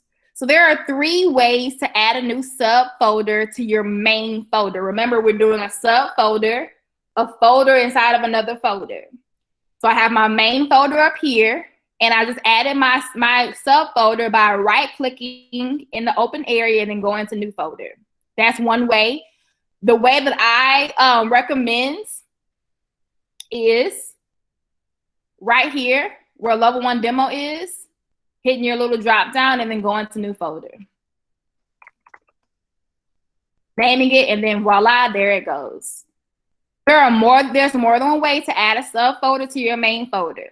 Okay, so choose the way that you like the best, that you can remember the easiest. For me, remembering is right-clicking, and that's a lot easier for me. For you, though, you may want to go the traditional route and go to the drop-down and doing new folder. Any questions on how to add a subfolder inside of your main folder? We're getting ready to talk about that in a second, Miss Shannon. Yes, ma'am. Y'all are like 3 steps ahead of me. Good job. So y'all are kind of seeing where I'm going with this demo. So we're going to start talking about how to add a file to my folder. So second method. So the second way to add a subfolder, when you're inside of your folder, over here you have your new button. Click new, and then folder. Name it. It creates, and there it is. So that's the second way to add a subfolder, to your main folder. All right. So remember, there's 3 ways. They do the same thing, but depending on how you want to get to it is on you. Okay. So there's 3 ways to get to your house. I'm sure probably multiple ways to get to your home. You choose the way that you like the best. Same way here. You choose the way that you want to use it the best. All right. So that's subfolder. So we've created a new folder. We have created a subfolder. Let's talk about how to add a file to that folder. All right. So I have my main folder. It tells me right here that I'm in my level 1 demo folder. I want to go inside of my subfolder number 1. So I got to click on it. Double click, I should say. I am now inside of my subfolder number 1. And I know this because at the very top, it literally says subfolder 1 inside of level 1 demo. So it kind of leaves you breadcrumbs at the very top, which I appreciate. Okay. So I have my subfolder and I have my main folder. Let's talk about how to add something to this subfolder. So there are a few ways to add some things to your subfolder. So maybe I want to add a brand new document to that folder, okay? A brand new document. And I mean a Google Doc. To add a brand new Google Doc to that folder, y'all remember those same 3 ways I just showed you guys on how to add a subfolder? It's the exact same 3 ways. You choose which way you would like to have. So I'm going to do the drop-down way. So to add a new document to my subfolder, I'm going to go to my subfolder name right here, hit my drop down. Oh, did they move it? They did. So I'm not going to show y'all that way. They're always changing stuff. So let's ignore that way. Let's go the other way. The other way is in my folder, I'm going to right click in the open area right here. And I have some little buttons right. Upload file if I want to. Upload a folder from my computer, or I can start a brand new Google document, a Google Sheets, slides, etc. So I want to do a brand new Google Doc. I'm going to click on Google Docs, and my Google Doc will open up. So then I can start typing and doing all of those things that we're going to do as educators, create my lesson plans, whatever. And I can name this lesson plan fall 2020. Then now I have my file names. I have my information on my document. So when I close out of it, it's right there. So it's very easy to add brand new items to your folders or your subfolders. So once again, to repeat that, whenever I'm inside of my folder, when I'm inside of my folder, I can simply right click in the open white area and then go to whatever kind of file you want. So I want a doc. I'm going to go to docs, click on that, and it's now opened up for me. I can now start typing my name, whatever I want to. And then I can also go and name it, but you should always name your files up here, and you'll learn more about how to name all of that stuff later on. I'm going to name it S. Haney. And then I'm going to close my tab. The document is right there and ready to go and is living in my subfolder now. Okay? Any questions on how to add a brand new item to your folder? We're gonna talk about how to upload things in a second. Any questions on how to add a new file to your folder, a brand new Google file to your folder? All right. So let's talk about how to add something from your computer. Because remember, I want you guys to start storing things in your Google Drive and leave storing things on your computer. Because remember, your computers only have limited storage. So the more y'all are storing on your computer, it slows your computer down more and more and more. And remember, Google Drive is accessible everywhere. So for example, maybe I'm working on my lesson plans at work and I save it on my computer so I can pick it up when I get home. When I get home, I can't pick it up because it's saved on my computer at work.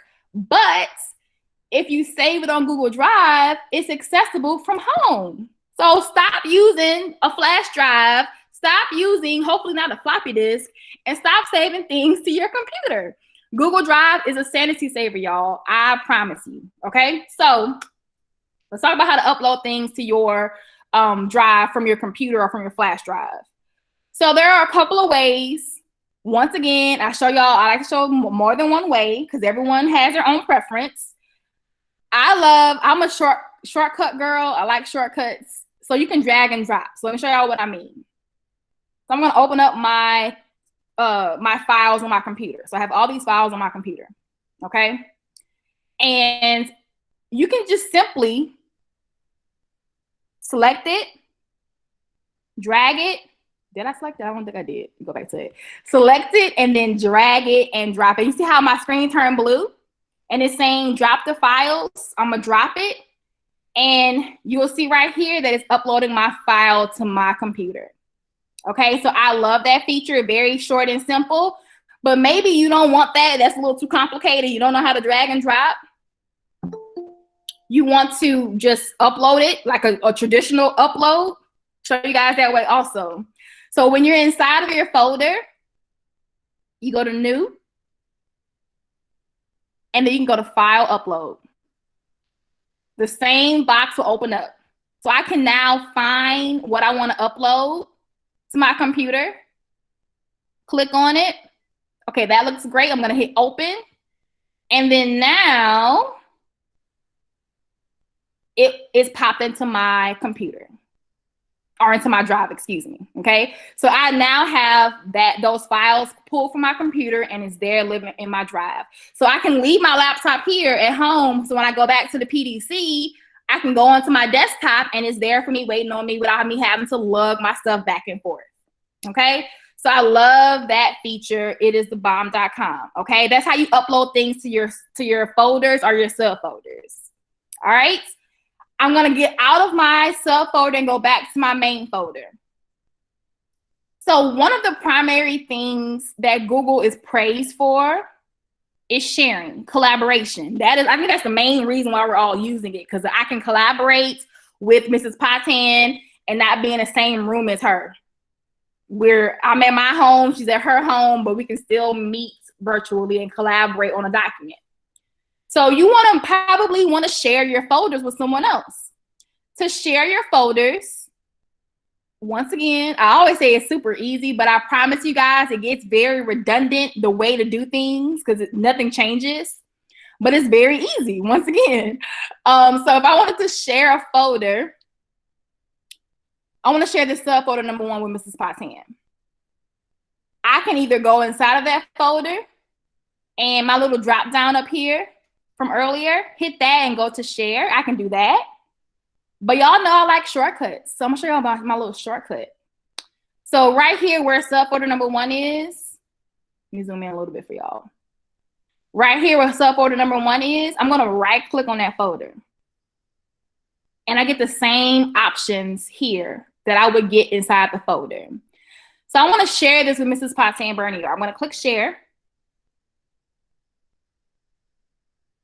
Oh, Oh yes, Mr. LeBlanc. So Mr. LeBlanc has some action steps when he goes back to his school. He says he cannot wait until he gets back to school to upload his files from his computer onto his Google Drive. A round of applause. Amazing. I hope y'all are also kind of having some action steps for y'all to start doing whenever y'all get back to the classroom. I'm like, that makes my heart happy. So I'm so excited. Awesome. So to share something, I want to share this with Mrs. Patan. So this little box opens up for me. And right here where it says add people in groups, I'm going to type in her email address. So I share things a lot with our team members. So her name will pop up automatically. There she is.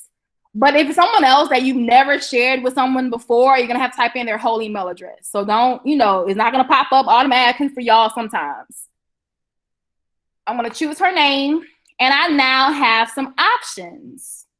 Next to her name, I have a drop down right here. So right now, if I share this photo with Mrs. Patan, she can be an editor. What does that mean, Sahara? What does editor mean? What do y'all think editor means? So if I share this photo with Mrs. Patan, and she has editor rights, what do y'all think she can do to my folder? Yep. She can do whatever she wants to my folder. Mrs. Rachel, it will be recorded. It will be placed in the Google Classroom. So feel free to pop out if you need to. Completely understand. Correct, y'all. She can change all of my stuff. She can delete it, add things, add people I don't want to be added to my folder, everything, okay? So depending on what you're sharing, you may not want that person to have access to your things like that, okay? I'm a control freak. I may not want Mrs. Patan to have access to change my items. So you're gonna wanna make sure you come over here to your drop down, click that, and then make her a viewer, and she can now only view your folder. That is it. Mrs. Thomas, she said she might find that out the hard way. That is true. Often people find that out the hard way when someone has messed over all their stuff and deleted all their stuff. So yeah, so don't be Mrs. Thomas, don't be me, and let's be proactive ahead of time and figure this out. Now, Mr. Michael, she can, but there is a way to prevent her from doing that. That is a little bit advanced. So Mr. Michael just asked the question, even though she can view it, can she still go and make a copy of it? She can, but there's a way to prevent that. I'll show you at the very end. That's a little bit more accelerated. I don't want to overwhelm anybody, so I will show y'all that at the very end before I'm done. I promise you, Mr. Michael. So if y'all make her a viewer, she can now only look at your folder. That's it. She can't do nothing but look at it, okay? I'm going to go ahead and hit send, so she'll get an email from Google saying Sahara Haney has shared a folder with you. And you'll notice a little bitty person pops up in the folder.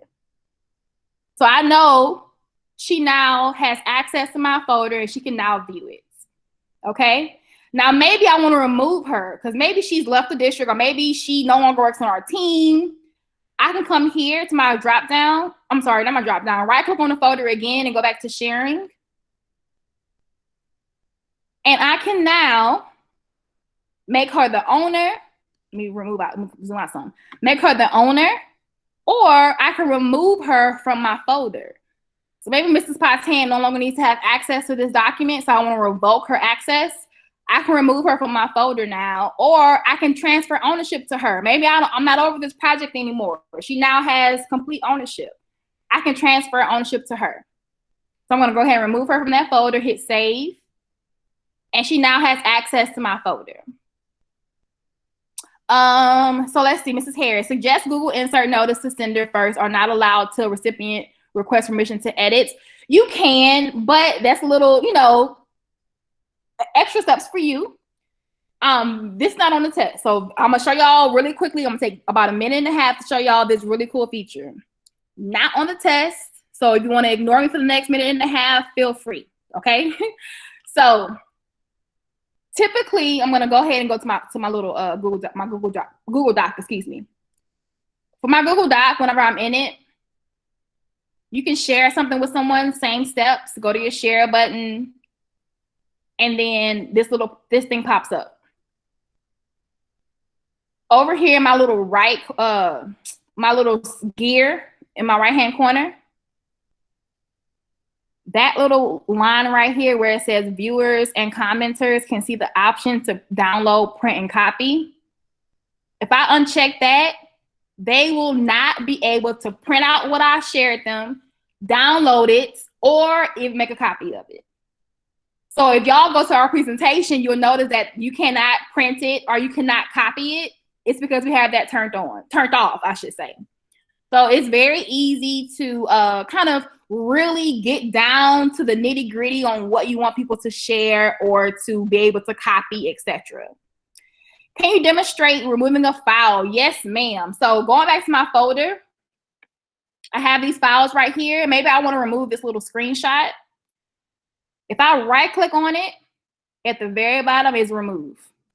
You see it? And then when I hit remove, it's now gone. And then remember, nothing's gone. It's in my trash can. So I can always come back and restore it back to my folder, Mrs. Hall. Let me know if that answers your question. Oh, and I see the other part of your question. So she wants to also know how to remove it from one folder to another folder. Okay, good question. So that's how I delete it. So maybe I want to move this file to another folder. So right now, remember I have these 3 folders right here. Folder number 1, 2, and 3. Maybe I want to move this document to subfolder number 2 without having to drag and drop it. Go to the document and then right click on it. And you see right here where it says move to, click move to.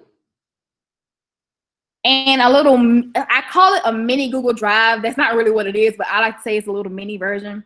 A little mini version of Google Drive pops up. And you can now go back and find the folder you want to move it to. You can go back to your main drive and move it to another folder if you want to. I'm going to go back to my level 1 demo folder. And I have 1,000 folders, as y'all can see. Here it is. And I'm going to move it to my folder number 3. Hit move here. And it will be moved into that folder. If I want to have a brand new folder, I can come over here to my new folder button and create a brand new folder too.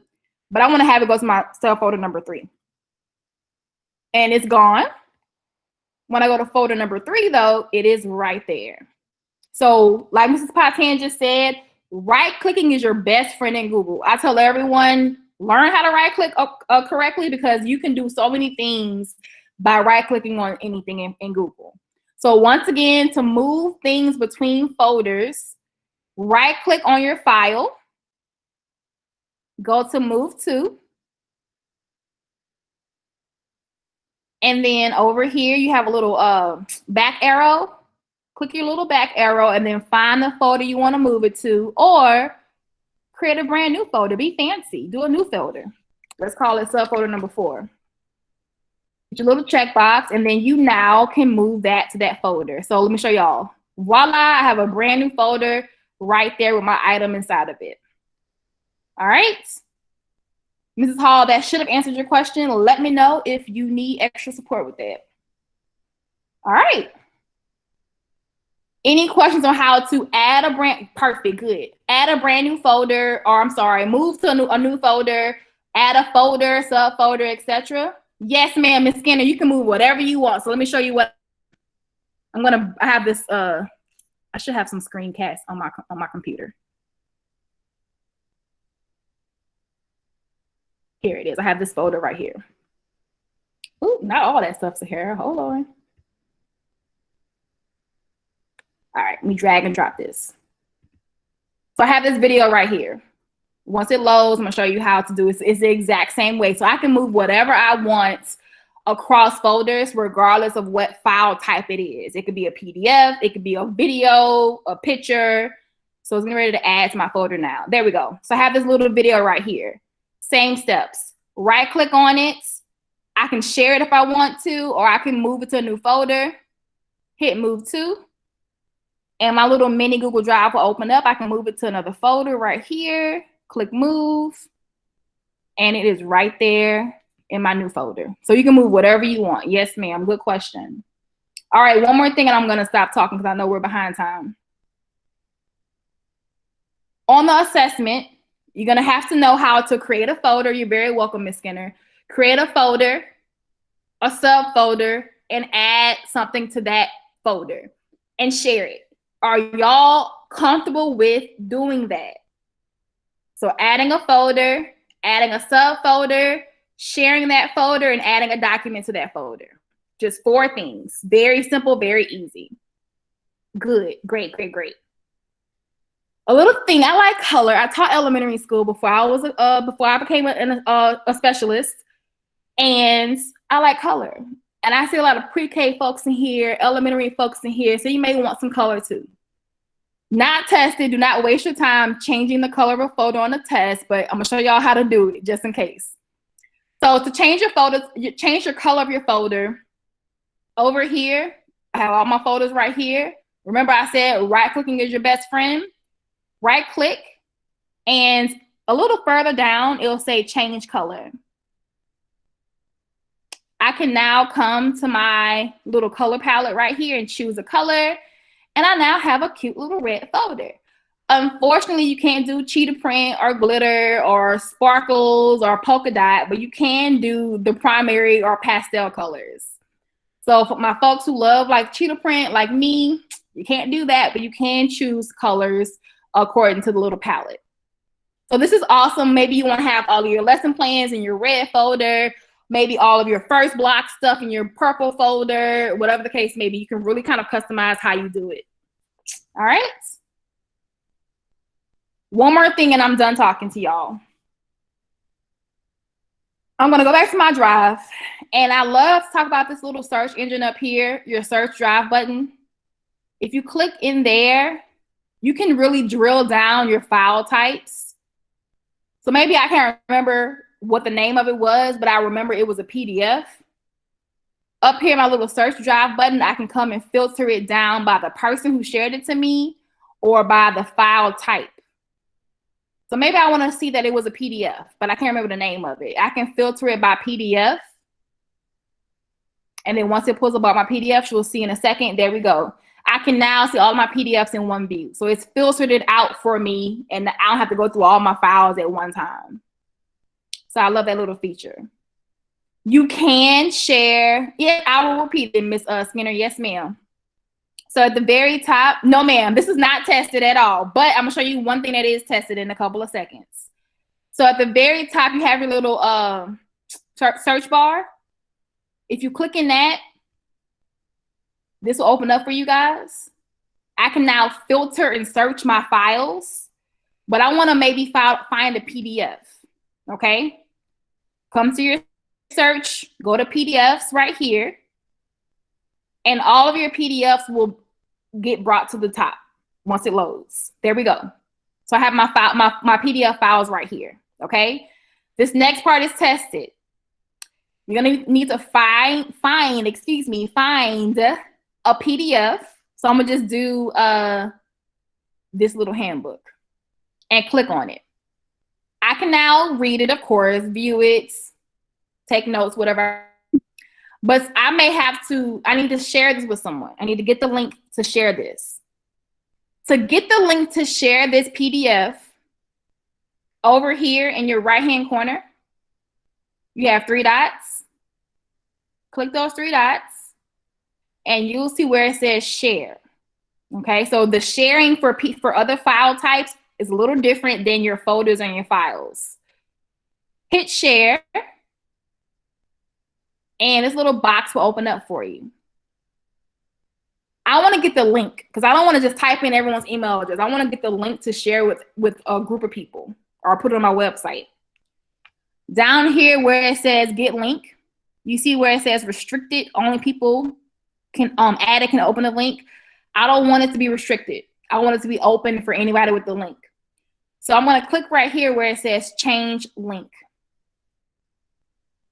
And now I can copy this link and share it with whoever I want to. So that means whoever gets this link will now have access to my PDF. So when I hit copy link, and if they were to go and paste it in their browser, it will pull up that PDF for them to view. All right. So that is an easy way to share other file types within the Google Drive universe. So once again, in the right-hand corner, hit your three dots. So not the one on the browser, but the one in the black area. And then click share. And then you have, it may say restricted, but you can change it to EBR schools and they will be able to access it. Any questions on how to get the link to share a PDF or any other kind of file type outside of Google? Because remember, you can store any kind of file type in your Google Drive. All right. While we transition to Google Docs, we're gonna I'm gonna let y'all know we're gonna move back. We're gonna come back and talk about the performance tasks at the very end. Because remember, you do have performance tasks on the assessment. So you need to be able to know how to do these things. So we'll talk about that at the very end of the training today. So don't worry about the performance task right now. We're going to talk about how that will work at the very end. So you're very, very welcome. I'm going to go ahead and unshare my screen so Mrs. Jones can pick up. All right. Hi, good morning. Well, it's almost afternoon. How are you guys doing today? Okay. Can everyone hear me? Yes, ma'am. We can hear you bright and clear. Thank you. I just wanted to make sure. Okay, we're going to talk about our Google Docs today. And let me go ahead and share my screen with you guys. And when we talk about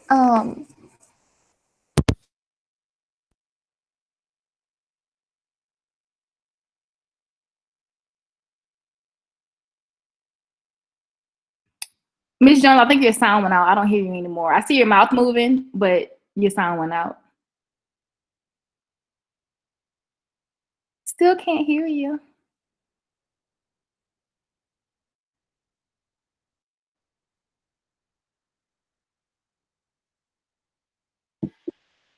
Your microphone says mute from here. I think I think it's muted, Ms. Jones.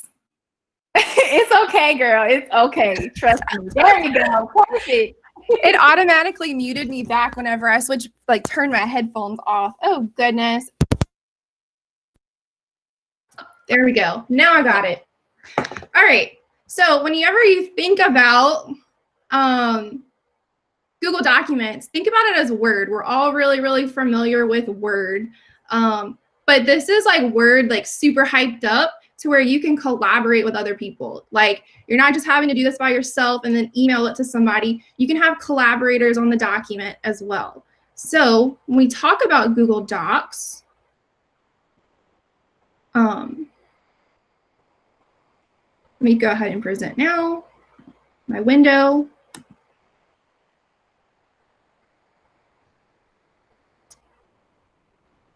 And now I'm presenting. So I'm going to go ahead and click this little video that they have about Google Docs.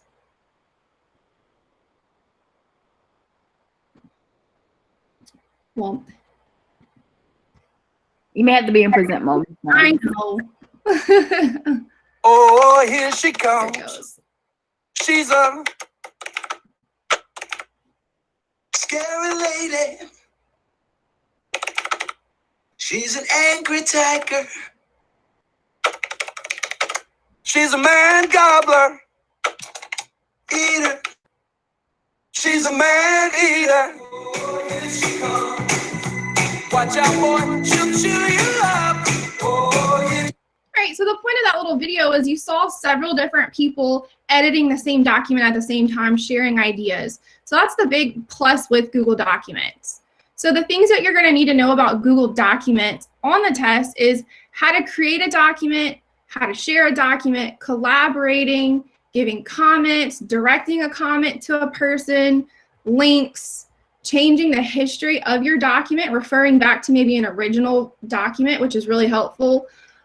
Looking and reviewing comments, editing earlier versions, and then using this Explore tool for citations and things like that, which is extremely, extremely helpful. So the first thing I'm going to show you how to do is to create a a Google document. And you can do that several different ways. So the first way, you can go ahead and go to a new tab at the top, like you were shown earlier.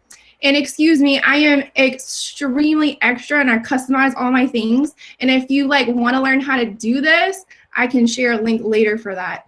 But what you can do here is this little waffle right here. You can click that and you'll see docs here. And it'll bring you to the window to where you can select either a template or a new document. So you can do that way. The other way that you can do it is if you go back and say you're already in your Google Drive. Let me go back. Let it load. And I'm in my Google Drive and I'm working in my Google Drive. And I know that I need to create another lesson plan or do something like that. You can go in your Google Drive and you can click New.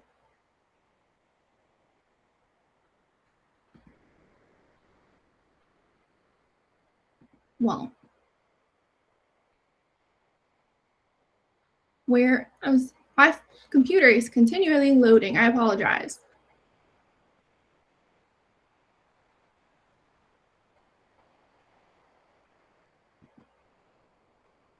So I click New, and then now I can click a Google Doc this way.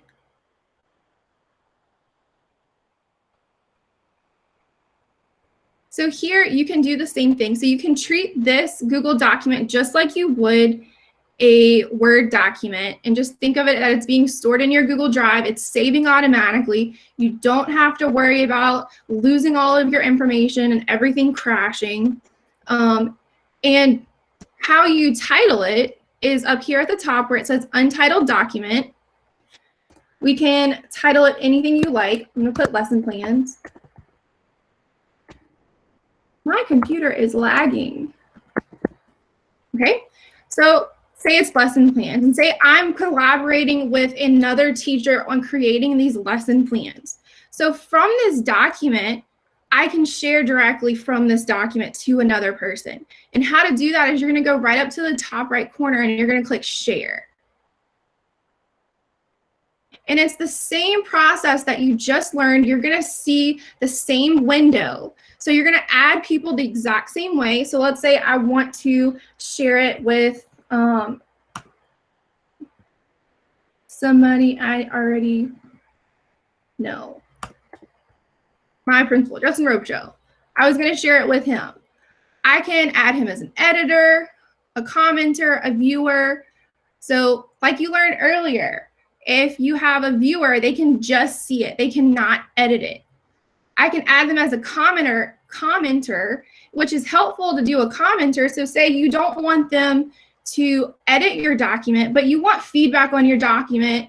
You want them to give you feedback on maybe you should change something, but you don't want them to edit it. That's a good thing to go ahead and turn on, is if you just want them to comment on your document and give you feedback. If you want them to directly change in your document, give them the editor permission. Say I cancel this. And then you can also do it where you're giving a shareable link. So you can do the same thing you just learned within the document. You can click copy link directly here, but this is restricted to where only people with the link can see it in EBR schools. So if you click this, I got it. Say I want anybody with a link to view. I will change it to that. That's anybody in the world. If they have this link, they can open the document. And you can change their settings here again. Viewer, commenter, editor. And you can do that. So then the next thing I'll show you is, let's say I'm going to go in my Google Drive and I'm going to pull out a document.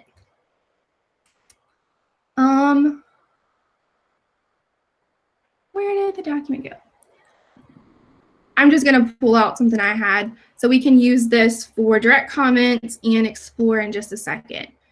So this is just a quote in a document, but let's say I want to have suggestion mode. We're working on a paper with our students about Martin Luther King Jr. And in the suggestion mode, so let's say one of my students came up with this quote, or another teacher, and we want to build a lesson from here.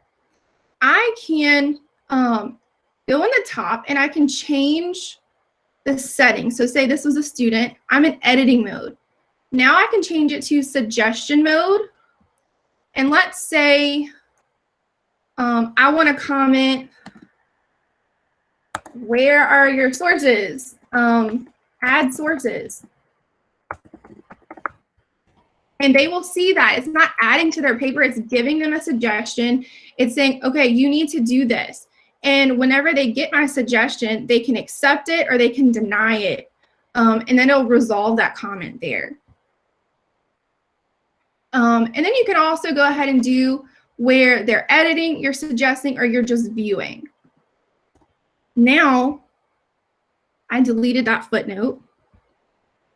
So let's say I want to go ahead and now we talk about direct comments and emails. So if I want to comment on this and say I already shared it with a collaborator, but I have all of my team members on it, but I don't need all of the team members to acknowledge this comment, I can click add a plus sign at the beginning and then add their email afterwards. So this is another teacher friend, and I add this. And this person is the only person that's going to see that comment. So I'm going to share that comment with that person. She doesn't have access to the file right now because I didn't share it with her yet. So that's why this is popping up. So now it's shared with her and she can see it. And then I can assign it to her. I can comment to her. We can talk back and forth and work on it, just me and her. So here, so let me go ahead and look at my comments. In the chat, does anybody have any questions? How do I comment again? Okay, so if I comment again and you go right at the top right here, it's right next to your share button. It looks like one of the little speech bubbles. So you click it here and it's where you're gonna comment. And you can click, you add a comment right here. So then I can create a comment. Let's just say, look here. And then I can direct a comment at somebody. So I'm going to add a plus sign and then the person. So I have a comment and then I'm directing it at that person. And then I'm commenting it. So I'm telling her to look here, whatever I want to say to her, and then that is just for her. And then after she sees it, she can resolve it, delete it, etc. Does that answer your question? Does anybody have any other questions so far? And guys, this is Angela Thomas. Remember that we have a little clip that shows you how to do it if you forget in the slide deck. So you can always refer back to the slide deck if you forget anything that we're showing you today. Right, you'll have access to all of that and you can refer back to it as many times as you like. And then next, so say you want to add a link in the comments. So let me go grab something that's a link. Let's say ReadWorks. I'm just going to grab this link real quick. That was the first thing that popped in my mind. I'm going to copy that link. I'm going to go back to my document. And say I want to share a link in the document. Okay. Let me share a link on ReadWorks about Martin Luther King Jr. Let's say that I did go ahead and go grab that link about Martin Luther King Jr.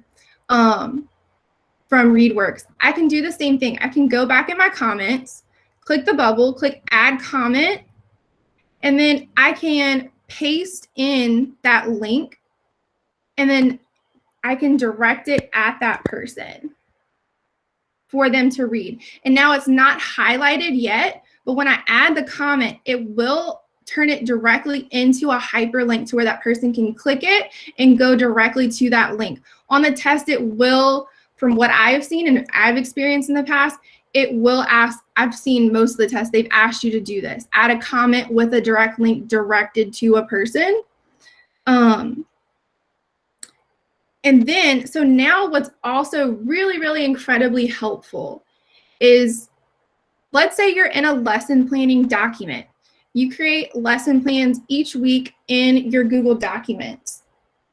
and you want to refer back to that blank template, but you completely forgot to save the template, you can go to File up at the top, and then Version History, and then go down to See Version History. And it's going to pop up on the side all of your version history. So if I click this one, this is my blank document. That's what I started with. And then I inserted a quote. But let's say if I go ahead back in here and if I go back, let me show you.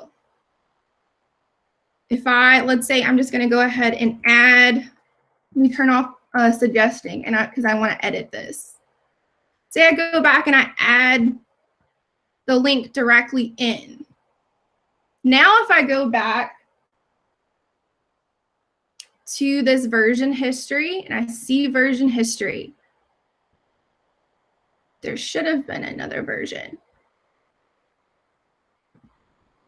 At the current version,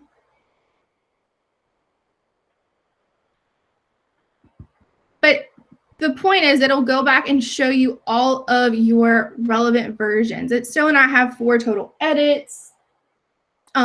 This is super helpful, especially if you do something and you don't like it, especially if you're in a document and you added a picture and you don't like it, and you can go back to your version history and go back to it. Or honestly, if you shared a document with a person and you gave them editing permission and you don't really like their editing permission, you can go through that version history and go back to before they edited the document that you sent them. So say you made a mistake and you gave them editing permission and you really meant to give them suggesting, that gives you complete autonomy to go back to that version and take out their edits. And then this is a really, really cool feature in Google Docs that I really just started using that I think is awesome. So say you're working on this and you're working with it with students and you're trying to tell them about citations, citing sources, finding other resources. Here's a result from the web. My phone. I'm using Google Assistant, y'all, on my phone. It's really helpful, but a lot of times when I say Google and I'm doing stuff with other people, Google Assistant thinks I'm talking to it, so it starts chiming in. But all right, so a really cool thing that it does is if you go to Tools and you click Explore, so go to Tools and then Explore, it looks like a little search engine on the side, and it gives you suggestions. So it's already taking from this page that something about Martin Luther King Jr. And it's showing the quote here, it's showing the topic, it's giving me related research as well. And then, so I say I want to learn more information about Martin Luther King Jr. It's going to bring me to the web. And I can say I've pulled this quote somewhere, but I didn't remember where I got the quote, but I need to cite my sources. My teacher said I need to cite my sources. I'm going to cite my sources, and also I can use it if I need to remember a website. So I'm not going to cite Wikipedia because that's not usually very credible. Nobel Prize. That was the website I got it from. Up at the top where it has the quotations, it says, when you hover over it, it says cite as a footnote. So I'm going to go ahead and click that, cite as a footnote, and I'm going to scroll down. The cool thing is, down here, it gives you a citation for this quotation and gives you a website. So I can refer to this website, I can go get more information about this topic from the website, and it saves it directly in the document. Another super cool thing about that, it's not just going to give me that. Let's say I'm doing a whole paper, my students are doing a research paper on this. I can go into images and say I want to insert an image of Dr. Martin Luther King. I can hover over this image and click the little plus sign, and it's going to directly put the image of him in my document, and then I can format it any way that I want. So all the times when you're doing things in your classroom and your students are trying to go to all these different tabs, I know I teach 4th grade, my students have so much trouble with copying and pasting. It's it can be a nightmare. So whenever you show them this Google Explore tool and they can do all of that from here, it's pretty safe, and then it's really efficient and really fast. And this is also a really good thing whenever you're taking the test to know about this Explore tool. So let's say it asks you to insert a picture of Pablo Picasso. You can go in that Explore tool and highlight Pablo Picasso, find an image, insert it. You're not opening another whole tab and copying and pasting. It makes everything way more efficient, and it's super cool. Okay. Let's see. I was looking at your comments. You can see how, yeah, so you can see how a child created a document and maybe help them review what they created in the version history and students and working groups and see what they contributed. That's also really great. So you know who did what in a group, and give credit for those students. All right. That is about it with Google Documents. There are some really cool features that you can do with Google. Let me show you a couple other things that will be helpful for you in the test. So if you are in Documents and you will need to move it to another folder, so instead of you going back to your drive and transferring it back in, you can go in your file, and it's the same thing. You can hit move, and that, like what she said earlier, the mini Google Drive will pop back up, and you can find the folder to go ahead and move it directly to. And just to review, that's where you're sharing. You can share directly in the document. You can edit, suggest, view. You can change your mode with this, and that's how you're going to set permissions. Okay. Let's go back to our presentation to make sure that we have covered all of those things that we needed to learn how to do. So yes, we learned how to share and collaborate on a Google document. So editors can edit, comment, and view. We learned about the suggesting. So this is a really good resource for you guys to go back through. If you forget how to do something, go back through these slides. Suggesting, adding comments, resolving the comments, adding links to comments, we did that. Is the citation format customizable APA? Yes, yes it is. Let's look at that.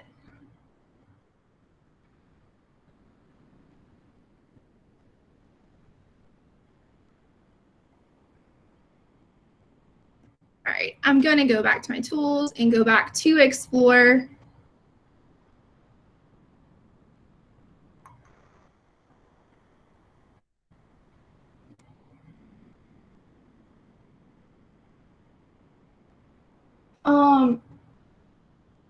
Ms. Haney, can you chime in about how to? Yes, ma'am. Yeah. So I'm going to share my screen really quickly just to show y'all. Let me turn my volume up a little bit. All right, share. Okay, so in Docs, do a brand new doc for y'all while my screen is sharing. There we go. All right, so yes, you can, to answer your question, change the citation style or the format. So let's say I'm in Explorer. So how Mrs. Jones showed you guys how to find something on Explorer, I'm gonna just do Barack. And maybe I want to change the citation style. Over here, next to the word web results, you have your 3 dots. If you click that, you can now change your citation format from MLA, APA, or Chicago. So if you're in grad school, it's typically APA, you're gonna click APA. And then now whenever I cite that source, it will be in APA format. See, and I'm currently in grad school right now, and I use a Google extension, so that I just learned something. Yeah. Now the only thing is this will only do footnotes. So I know for me, so I'm writing my dissertation right now. I use, this is my favorite website, y'all. It's called, is it called SiteWorks? Let me make sure I'm telling y'all the right thing. EasyBib. No, citation machine. I'm gonna figure it out. A CiteFast. Here it is. I use CiteFast, and so it's free. Love it I love it completely. I've used it for I use it for my master's. I've been using it for the past 3.5 years in my doctoral program. Like, I love it so very much. Use it. It's completely 100% free. It builds your entire reference page for you. If you have 100-something citations, it has it all for you. The only thing, you have to do your own in-text citations, but it does show you how to do that. So I love it. Completely free. If you're in grad school, if you teach high school, have your kids use it. I know you may want to have them do it by scratch, but it is there. And Mr. Watkins, I know it is a crutch. I'm so very sorry. But hey, you got to use your time wisely sometimes. So I know.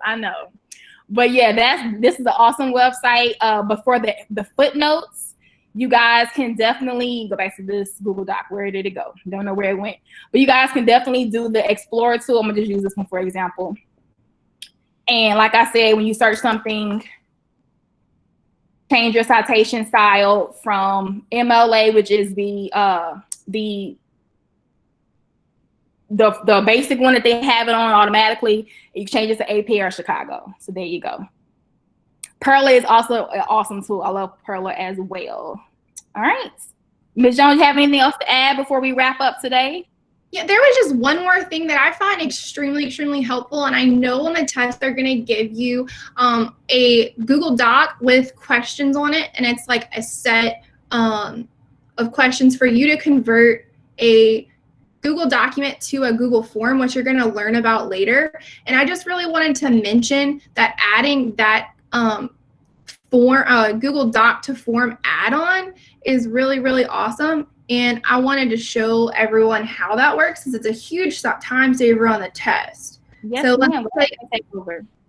I'm here and I have a document, and let's say like I'm gonna format a couple of questions. Like what? Oh, I don't think you can. Can you see my screen? I have two computers open, and then I see myself on one, and then I don't see my screen. I just wanted to make sure. No, ma'am. Your screen, yeah. Go ahead and do it. I think it changed back. Let me present now. My window and share. All right, I apologize about that. All right, so I am in a document. I'm just gonna make up a couple of questions. What is your name? 2 + 2. All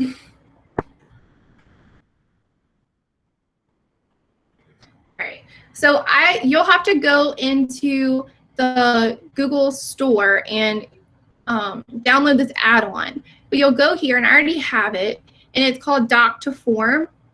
And within this Google document, you can create a Google form from your document. So here, I can select if I want to have the user's names, ask for their name, ask for the teacher name, etc. So here, and I'll put what is your name? What is your name? So if I select this, and I go here and it says question 1, use selected text. And it'll automatically put it in here, what is your name? And I can say that they're going to write it back in. They're going to have a text. But if I had already had multiple choice questions below, I can turn into a multiple choice option test or question here. And we can do that. Let's say I want to go ahead and do that with this one. So I had 2 + 2, and then I'm going to make this multiple choice. We're in first grade.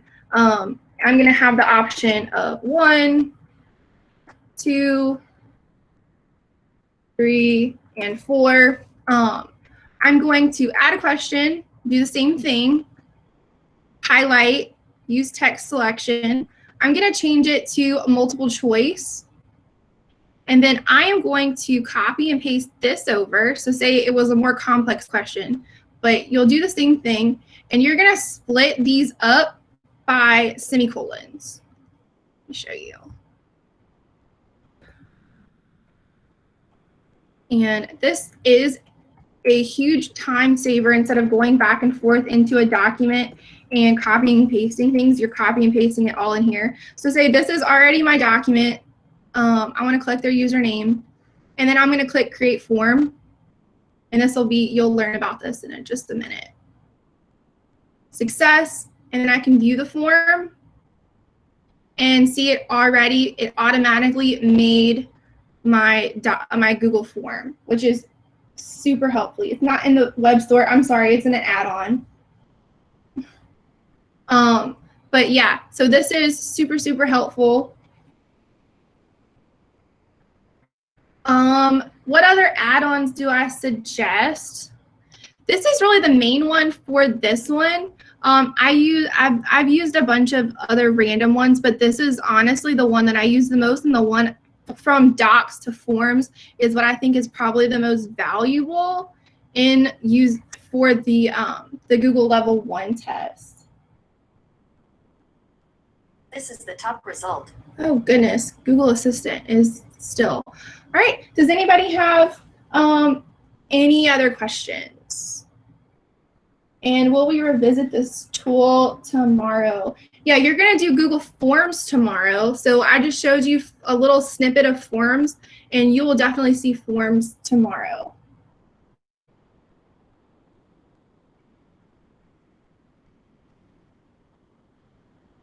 All right.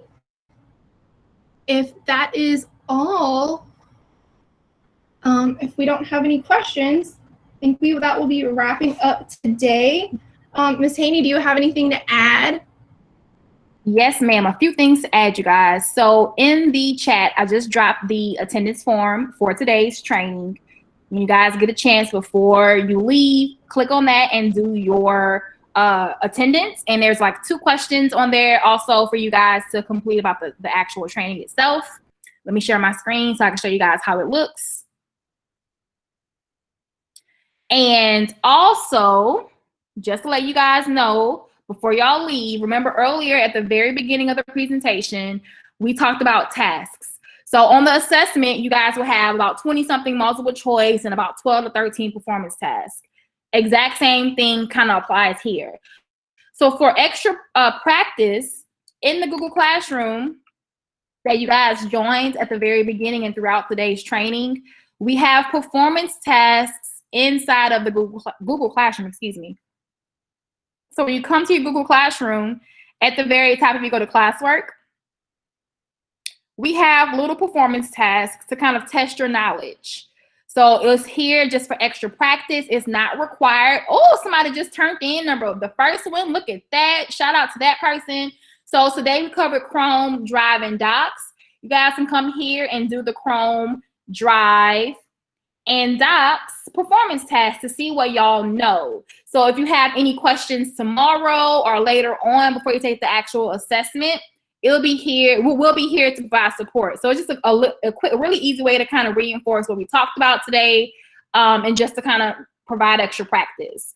So that is here for you guys. I'm going to post the name of the session it's the first one on the drop down. Mrs. Brown is called Level 1. Go to, can't remember what I put on there. Here it is. Oh, nope, sorry, wrong thing. It's right here. Level 1 Google Bootcamp. And the extra practice, I'm going to put it in the chat box right now. Give me 3 seconds to copy what I had at the very beginning of today. If I can find it, here it is. At the Google Classroom, and y'all will have access to it. If you are a new EBR employee, you will not be able to access this classroom because you must have an EBR account. So if that is the case, the performance tasks are in the actual slide deck at the very end of each section. So you'll see, for example, the Google Drive slide deck is here. You'll also see the Google Doc performance task is here. So if you can't access the Google Classroom, don't freak out or worry about it. The tasks are on the presentation itself.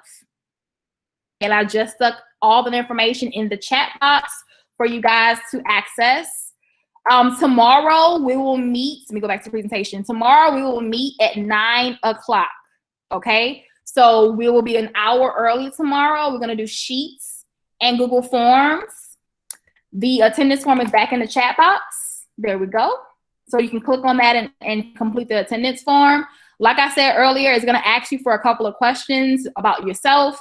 And then we have 2 questions about the actual presentation today. And then we have a place for extra comments or thoughts. So please be as honest as possible, y'all. Your feedback allows us to grow. It allows us to make any changes that we need. It allows us to, of course, continue to support y'all across the district. So before you leave, complete that for us. Tomorrow we'll be in the same spot at 9 o'clock on the dot. So we're going to be an hour early, 9 to 11 o'clock. Okay? So just be mindful of that. And then last but not least, we also have office hours every day, today, Tuesday, Wednesday, and Thursday from 4 to 5 o'clock. The times are the same for Wednesday and Thursday. So you'll come back at 10 o'clock for Wednesday and Thursday. Only tomorrow we will start an hour early. Okay. The performance tasks back up. So to access them, remember you go, let me put it back in the chat. You go to the class. Oh, that's the wrong thing. I just copied and pasted. You'll go back to the classroom, Mrs. Kitchens. There we go. So join the classroom that I have linked on here, or the code I have on the chat box. Okay. But back to what I was saying, the virtual office hours, we're going to have office hours today from 4 to 5 o'clock, the exact same place. So if you want to come back at 4 o'clock to ask any questions, you need extra help, assistance, support, you don't know how to do something in the task, come back between 4 and 5 o'clock and we'll be here to provide support. We'll have office hours today, 4 to 5, tomorrow, 4 to 5, Wednesday, 4 to 5, and of course, Thursday, 4 to 5. So we're here to support you guys. You're not alone on this journey. It was 123 at one moment in this room. So it's not just you, it's other educators across the district trying to get level 1 certified also. Okay, so please come back today at the end of the day if you need extra help. If not, we will be here throughout the entire week. It will be the exact same link y'all use for this presentation for the virtual office hours. All right. If y'all have any extra questions, our email addresses are on the presentation. So you'll see our names there and our email addresses. Please reach out, y'all. No question is too crazy or silly or, you know, any of that. We're here to support. If y'all don't have any additional questions, feel free to log out and have a blessed and safe rest of your day. We will see y'all tomorrow at 9 o'clock. We'll be on for the next 2 or 3 minutes just to make sure no one else has any additional questions. I'm going to mute myself so I'm not, you don't hear my background noise. I do not see the attendance form. Yes, ma'am. So do you have your chat box open? I'm going to go ahead and put it back in the chat box for you. Yes, it is open. Francis Cole. I just stuck it in the chat box. You see it? It's a blue link. Do you see it, Miss Francis?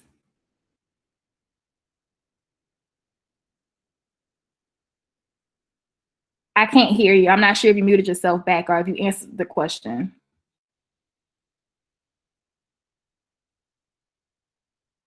I said I clicked on the welcome access presentation. Is that the attendance? No, ma'am. It's the one I just posted. So you may have to scroll down in the chat box to see the newer posts.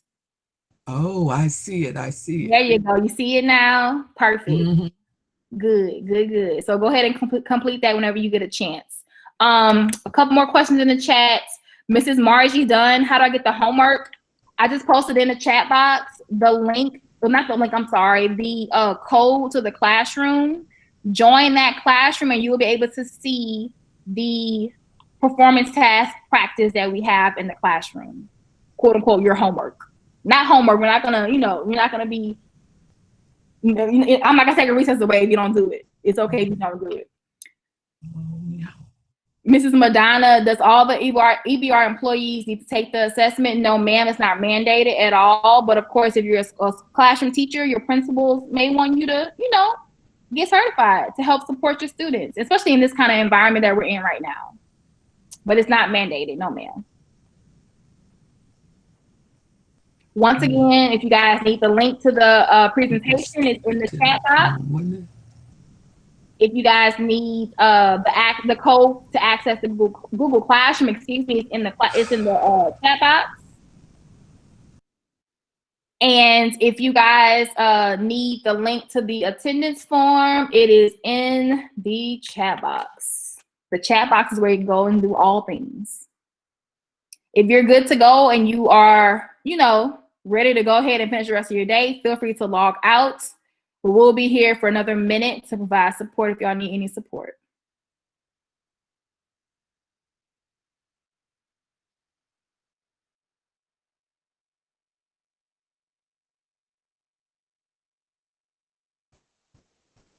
Hello. Yes, ma'am. Yes, ma'am, Ms. Francis. Miss Harris. Ms. Carter. Hello? Hello, I have a question. Yes, ma'am. Go ahead, ask away. I'm kind of scared to hit the blue link because I don't want to hit it and lose you because I just lost you guys.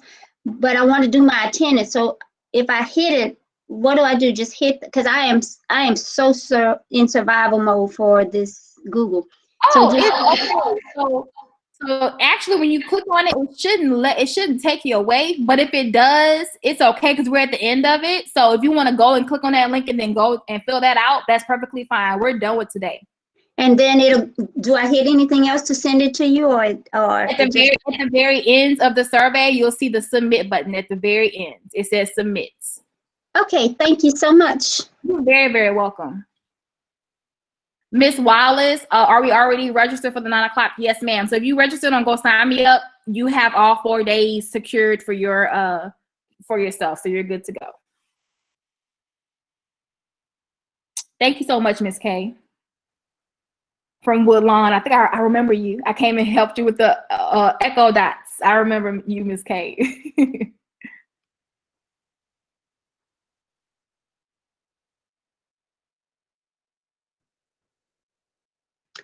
I don't see my school. You say you don't see your screen? My school, I don't see Baton Rouge Center. Okay, so let me see. I see Baton Rouge Foreign Language. Okay, let me go see. Let's see what's going on. I can fix it for you. So you're at Baton Rouge Center? Yes, ma'am. Okay. Yep, it's not on there. Why wouldn't that be on there? Let me make sure. Oh, look, it's number 54. Keep going down a little bit more. Yes, ma'am. It's on 54, number 54. It's after Villa Del Rey. It's not an ABC order. I have no idea why. It's not an ABC order. No, ma'am. I'm sorry. And it should be. I will fix that today. That's okay. I'm still looking. I see Woodlawn, White Hills. I see it now. I'm sorry. Okay. Thank you. Oh, no, you're fine. Don't apologize. No reason to apologize. So when I say where it says my confidence in delivering this distance learning, that means the closer I get to the 5 that I strongly agree? Yes, ma'am. So if you strongly agree, then do 5. If not, do 1. Be honest, because you want to kind of self-reflect to see if you are, a little bit more comfortable with things, technology-wise. Okay, thanks. And then at the very end, you hit submit. No problem. Miss Reed, I'm going to share my screen so I can show you guys how to find the classwork. Hey, Miss Collins, this is Miss Gaff. Hey, Miss Gaff, how are you? I thought that was you. I didn't know for sure. You are I'm glad to hear your voice. It's been so long. I know. I just wanted to speak since I saw you were on here. Yeah, I'm struggling with this Google certification. I'm hoping this will help me. It will. All right, Mr. Watkins and Miss Reed, whenever you guys are in the classroom, you should see this home page. At the very top, you'll see classwork. Click classwork, and you'll see the different categories right there. To see the assignment, you're going to click on where it says task, and you'll see the assignment for that specific tool. But you have to be in the classroom to access it. Let me know if that helps, Mr. Watkins and Mrs. Reed. Perfect. Awesome, awesome, awesome, awesome, awesome. Ms. Reed, did that help a little bit? Oh, you said thank you. Okay, perfect.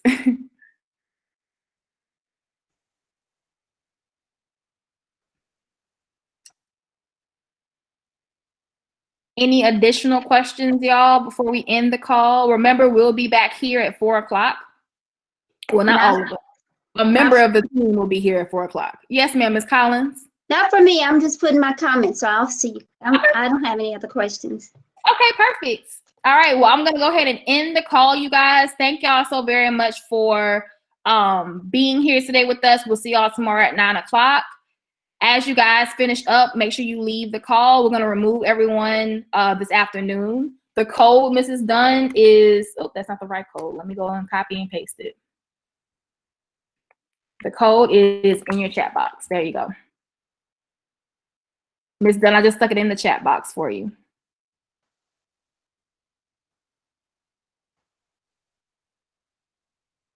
All right. No problem, y'all. Please reach out if y'all need any additional assistance. We're here to support. Once again, virtual office hours at 4 o'clock today. Same place.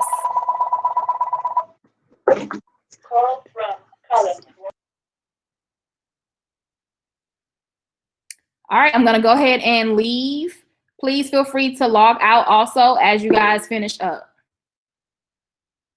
We'll remove anyone that's still remaining at the end of the day. Bye, you guys. Have a great rest of your Monday.